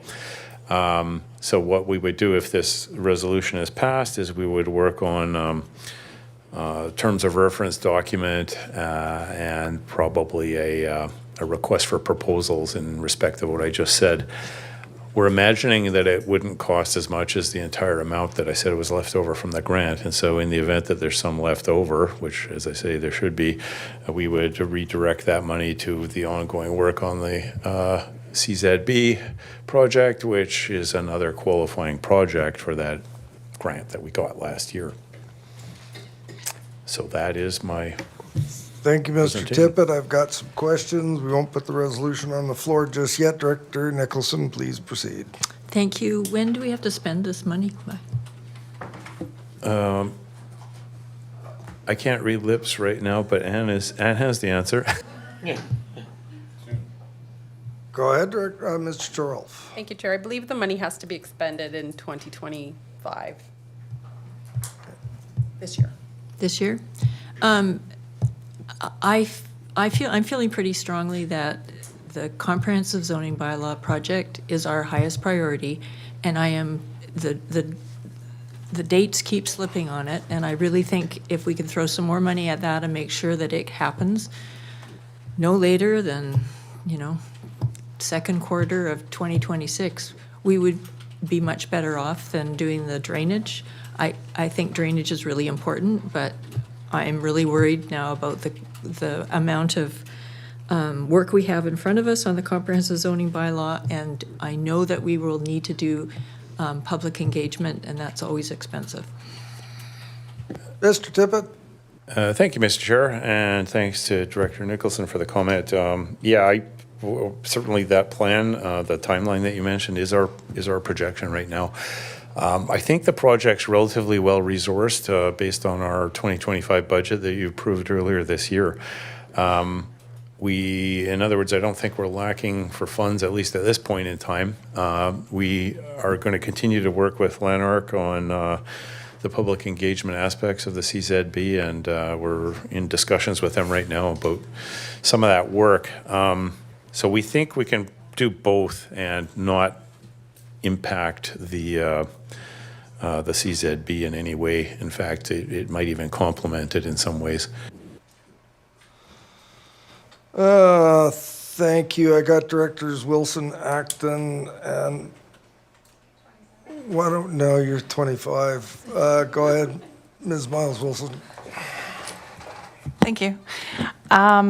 Just wanted to respond, Mr. Chair, to the concern raised by Director Nicholson and build off of what Mr. Tippett is sharing, but to kind of knit together some other things that are going on in the organization and some advocacy work that you had been, you'd undertook to write a letter to the Minister Transportation, actually, to request some partnership regarding drainage issues in the region. And so you'll recall that staff had come forwards last year to actually request some funds to conduct a feasibility study regarding drainage services. Subsequently, there was a directive to put a moratorium on those services. And so we had written an advocacy letter to the minister, and the word back was basically to please work with the district office, who are receptive to that and would like to work with the CVRD to look at some of the needs to collaborate around the drainage challenges that we're having in the region.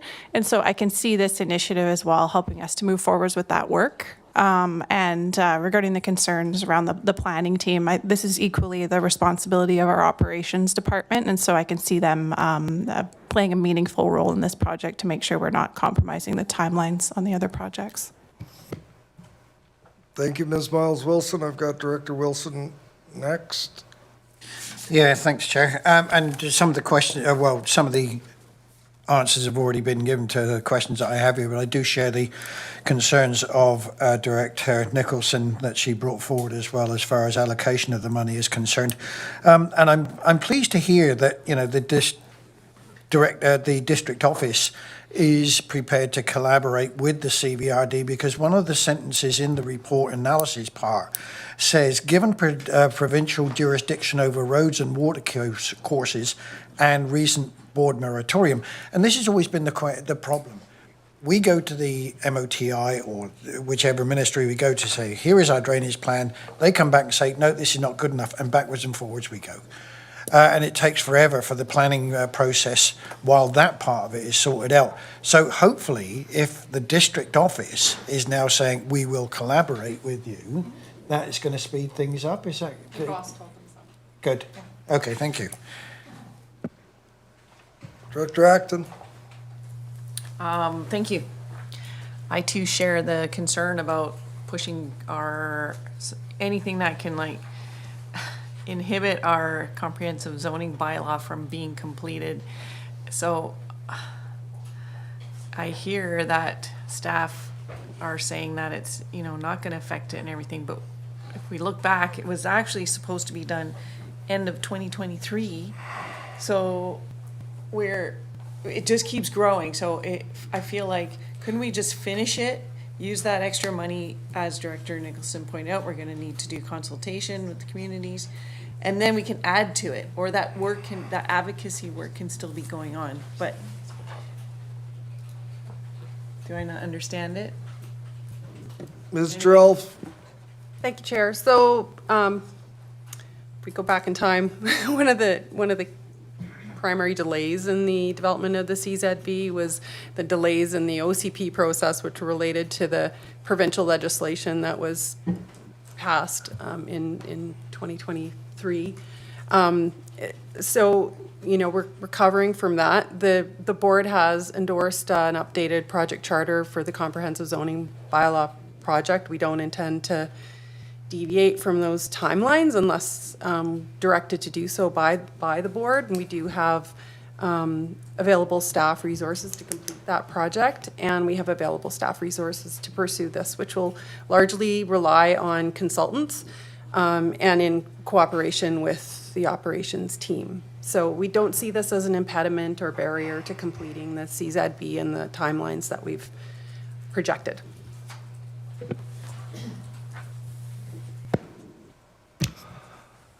So looking at this request, and I just opened up the examples of eligible projects. So I share concerns expressed already, but I also have a concern about stormwater and drainage in general. And, we've got a moratorium on proceeding. I know we've got certain areas of specific electoral areas that are, it's an annual concern. But I'm really leery when district offices are all of a sudden very collaborative and cooperative on a topic that is absolutely provincial jurisdiction. So I'm just relating back to a conversation where we thought this was a good idea to start exploring stormwater management across the region, and I think it was Brian Dennison, the GM of that department, was just, his eyes went big as saucers and explained how it wasn't a very good idea to get into that. So are we setting the table for greater stormwater management responsibility by even exploring this? I'd be much more inclined to say Area D's got stormwater management and drainage issues. Let's, target something like that. And if we're not going to do stormwater management, then let's, sort of supercharge the OCP and ZZB process and get that done on time or even early. So any thoughts on just the general foray into stormwater and drainage management? Mr. Chair, one of the purposes of this review is to see the extent to which we can take development permit guidelines in respect of drainage, which do exist, and convert them into regulations in the subdivision servicing bylaw. Most of those would be relative to on-site retention, rather than systems, right? So administratively, if there's a way to put certain things that are at the moment subject to a development permit process into a regulatory bylaw, that's a good thing. And so that's going to be one of the things we ask the consultant to do, or to see if they can do. So that has a benefit. And I think in the scoping exercise I mentioned would follow, the approval of this recommendation here, we would talk in detail about, where we should get the consultant focus, because it doesn't make sense to focus throughout the entire region. We maybe should focus on those areas that have existing known drainage issues, Cobble Hill, parts of Cowichan Bay, or whatever, where we have systems or partial systems. And so I actually share your concern. Like, if this becomes global, it's going to be way too complicated, and we aren't going to be able to make much progress. So I think the scoping stage is going to be key, and I think we would be reporting back to committee, at least for information, if nothing else, on what we've come up with, in the event that this goes forward. So then you can have a look at what we think we should do, and if it makes sense, then yes, and if not, then okay, try something else. The committee and ask, I see Director Wilson's flashing here, so I'll go to Director Wilson. Yeah, which department do we deal with? Is it MOTT or MOE, or which is it that we're looking at for the drainage? Well, it's largely MOTT because of the fact that a lot of drainage systems that we have to operate use road rights of way to, bury the infrastructure, for example. Yeah, and the reason I'm asking is because you mentioned Cobble Hill, and I know we have a problem on the Cobble Hill Shawnigan Lake Road there, and just trying to get MOTT to address that is a problem in the first place. And this is why I'm really very concerned about, the office, I'm sorry to say this, saying, yeah, we will collaborate with you, because it doesn't seem to happen. So I'm still not too sure about which way I'm looking at this one. Thank you. Ms. Terrell. Thank you, Chair. So I just wanted to sort of clarify for the committee that the current Works and Services bylaw includes drainage provisions, which sort of speak to the assumption that the CVRD will be establishing a drainage service area. And so that's happened a few times. There aren't really good guidelines around what happens when there is no drainage service area. So that's what we're trying to address. We also have had fairly consistent messaging from MOTT in the past that drainage doesn't get directed into their ditches, right? It has to be handled on site.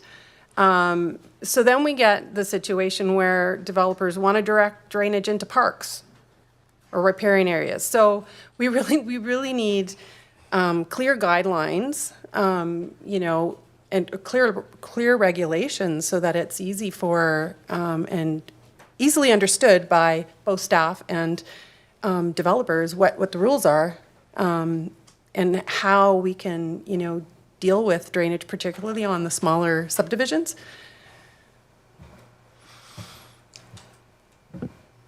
Director Segal. Thank you. Thanks for those words, Ms. Charles. I'm in support of the, I know we're not, should I just, I don't know. Whatever you like. I'd like to move the recommendation. Moved and second. And then can I speak to it? You got the floor. So, yeah, I know there's like big drainage issues in some areas. I've got some, CVRD drainage services, like small subdivisions where CVRD takes on the drainage, but that's really not a good idea for us, which we've had that discussion before. And then, of course, in my area, I have some really big development proposals and huge challenges to figure out drainage that work in a way for an urban development in an electoral area. And we have this opportunity to work with Mott and find some solutions. I really want to empower our staff to be able to do that. So I'll support this. So I'm going to mix up the order here for people who haven't spoken. Mr. Director McClinton. Thank you, Chair. Yeah, I'm in support of it. It was good to hear everybody's arguments. I was kind of going both ways on it, but yeah, it's an issue that needs to be addressed. There's a lot of confusion in certain areas. I know in my area, I mean, it was in that Stantec report for slope stability, it just in big bold letters, get a drainage plan together. So there's a lot of development that's happened, and people are downstream just don't know what to do. So I think it's good use of the funds. I support it. Director Acton. Thanks, Chair. Thank you, Director Segal, for mentioning that development, because I think if we're going to move forward with this, that would be that large development that's happening on the highway. Is it Stonebridge? Is that the name of it, though? Okay, so Stonebridge, that developer wants to actually include storm management and pay for it, and we said no to him. And so maybe somehow that development could be a pilot for moving forward, because here's somebody right away who's willing to make it happen and just needs the help with MOTI, needs that work and help done to make it happen, because in 10 years we'll be really regretful we didn't. Like, here's our opportunity right there with that large development. So somehow if that could rectify that development, that would be really great. Director Wilson.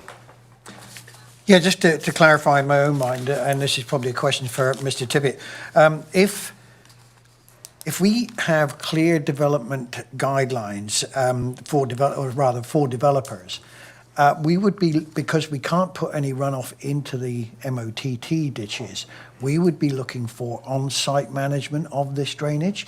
Would that mean catchment areas, etc.? Just so, and this is something that the consultant would be looking at. Is that true? Mr. Till. Mr. Chair, yeah, that's a large part of it. It might not be the only. It might not be possible in all cases, given the density of certain developments, to deal with everything on site. And so, we'd probably be looking for advice, as to the different soil conditions and where certain things are or are not possible, or the densities that our OCP projects suitable in all areas and that sort of thing, what kind of systems are necessary with certain types of densities and ground conditions. Acknowledging the administrative challenges that we have. But yeah, I mean, as far as possible, if it can be dealt with on site, that is the ideal solution. It probably won't be possible in all cases, but that's what we're hoping we can maximize. Yeah, and my worry there is, of course, if this comes forward to a developer where you've got to look at drainage before you do anything else, they're going to say, well, sorry, can't do it. That's my problem right there. Thank you. Director Abbott. Thank you, Chair.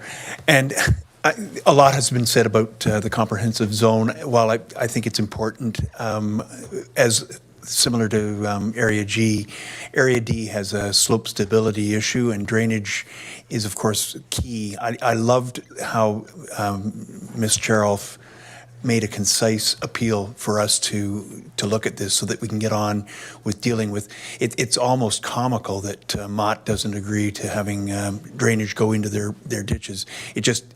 Water flows downhill, and those of us that are on a hill, you know where that water's going. So to have that overarching sense of where we are draining in our area, the money's there, let's get on with it. So thank you for moving this recommendation. Director Nicholson? Thank you. So I just want like clarification, because I think maybe some people are thinking this is going to solve our drainage issues on the big developments, but I think I'm hearing that this is basically status quo. We try to manage within the constraints we have now, but do it in a more refined way. Who wants to jump up and take that one? Go for it, Mr. Tippett.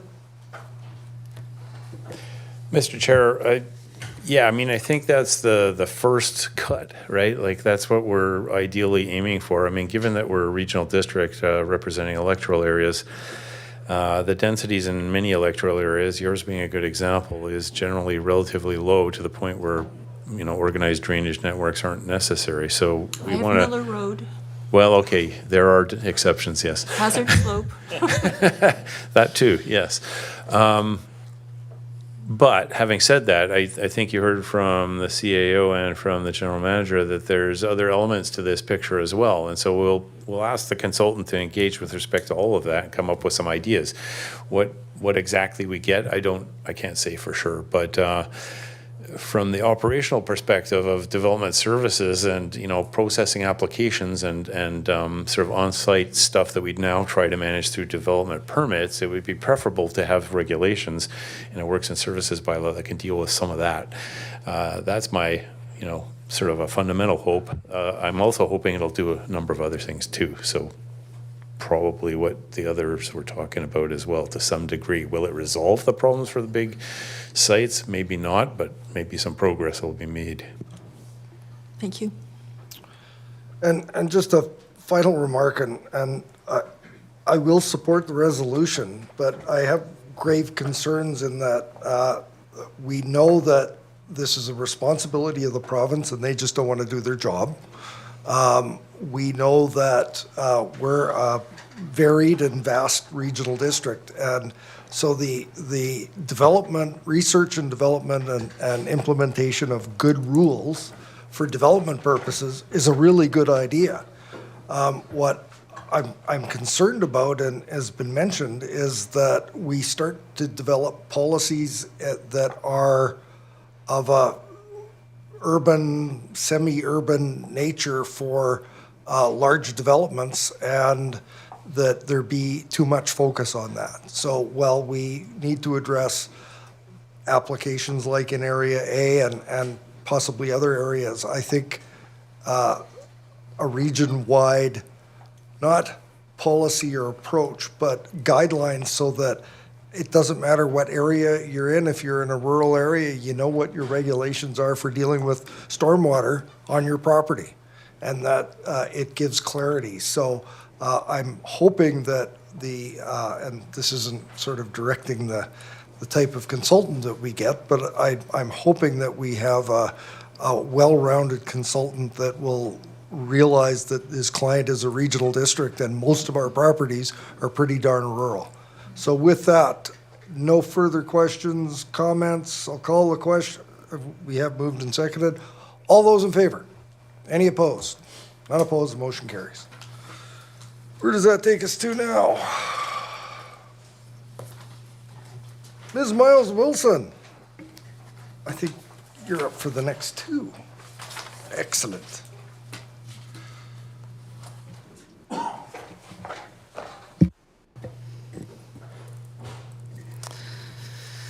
So this one should be fairly short and sweet, Mr. Chair. You'll recall at the end of April, you considered at the Committee of the Whole the request from the AVICC president to respond to an open survey that's online regarding the legislative reform initiative. So there was an interest to see staff kind of consider this and potentially individual directors submitting survey responses, but also potentially some interest in a corporate response. So this very brief note in front of you outlines some of the items that staff thought were in addition to the white paper that was included.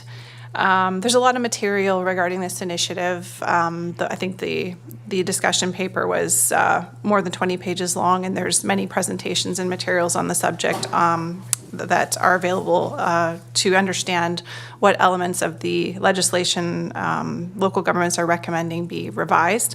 The province has been pretty clear over the past number of years that they're not as receptive to an overhaul of the legislation, but more a focused fine-tuning. So I think that's what the survey is kind of trying to really distill is where should there be a focus. If there's a few provisions to tackle or a few chapters, then let's kind of zone in on that.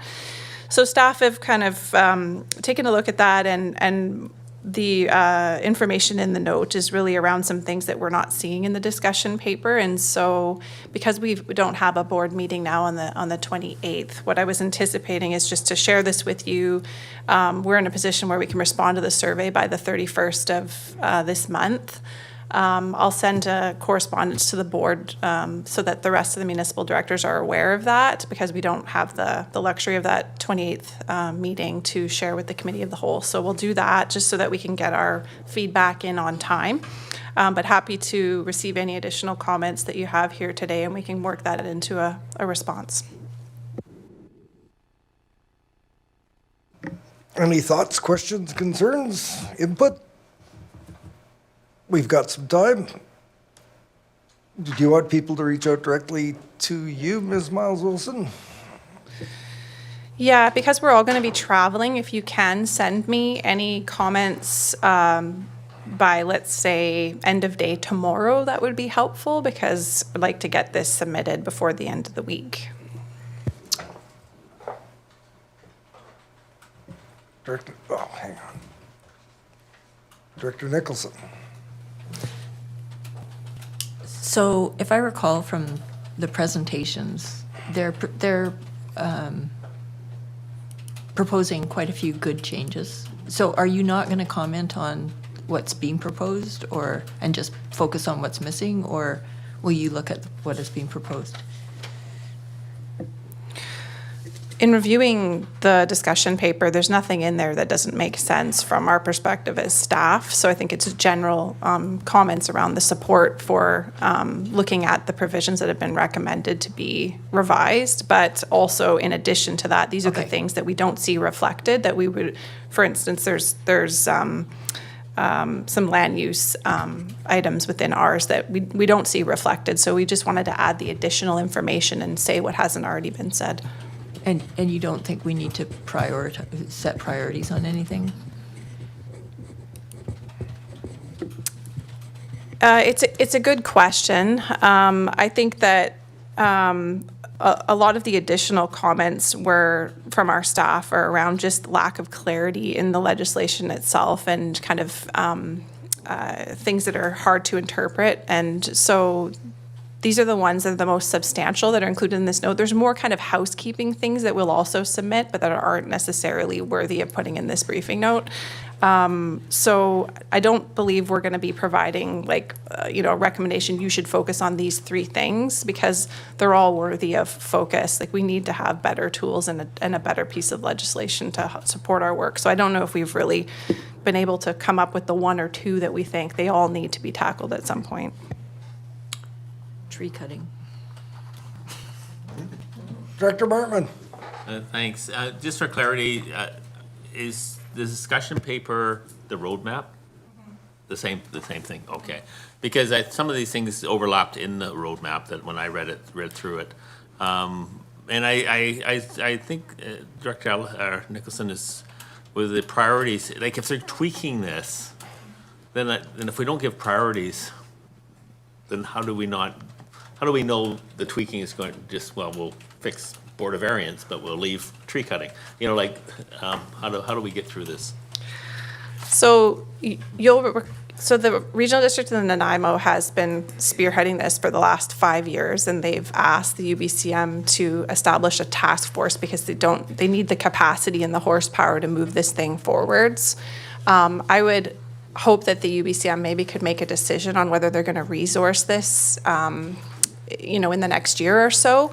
This input is all going to feed into hopefully a broader process around figuring out what those priorities actually are. So that we need to have a group that's able to take this to the next level. Right now, it's a lot of engagement, a lot of kind of building momentum, keeping people talking about the issue. But I hear what you're saying, but there is a group that needs to come together to actually take this to the next level.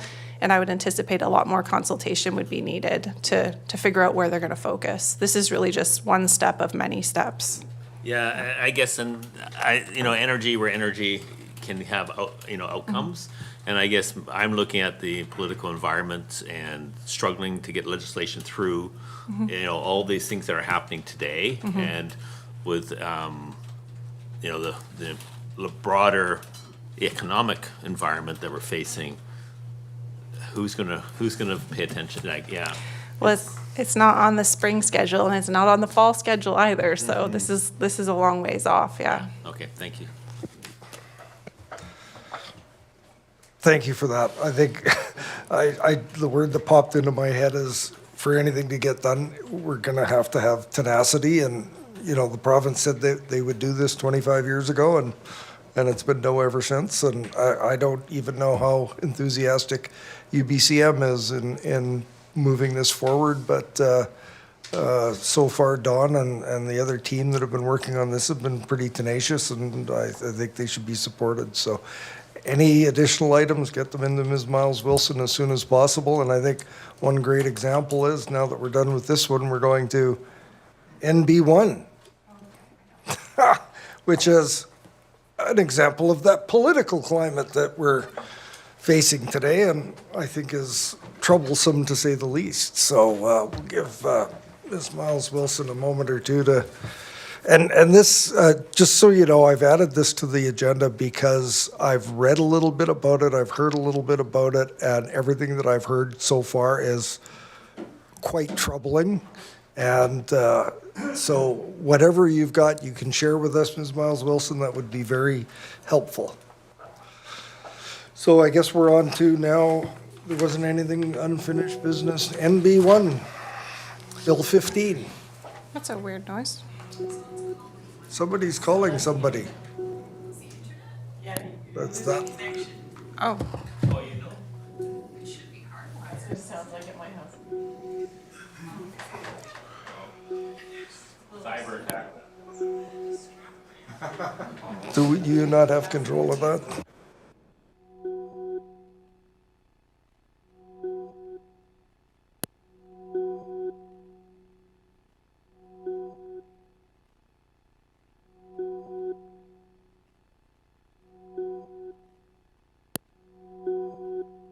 You can pause it.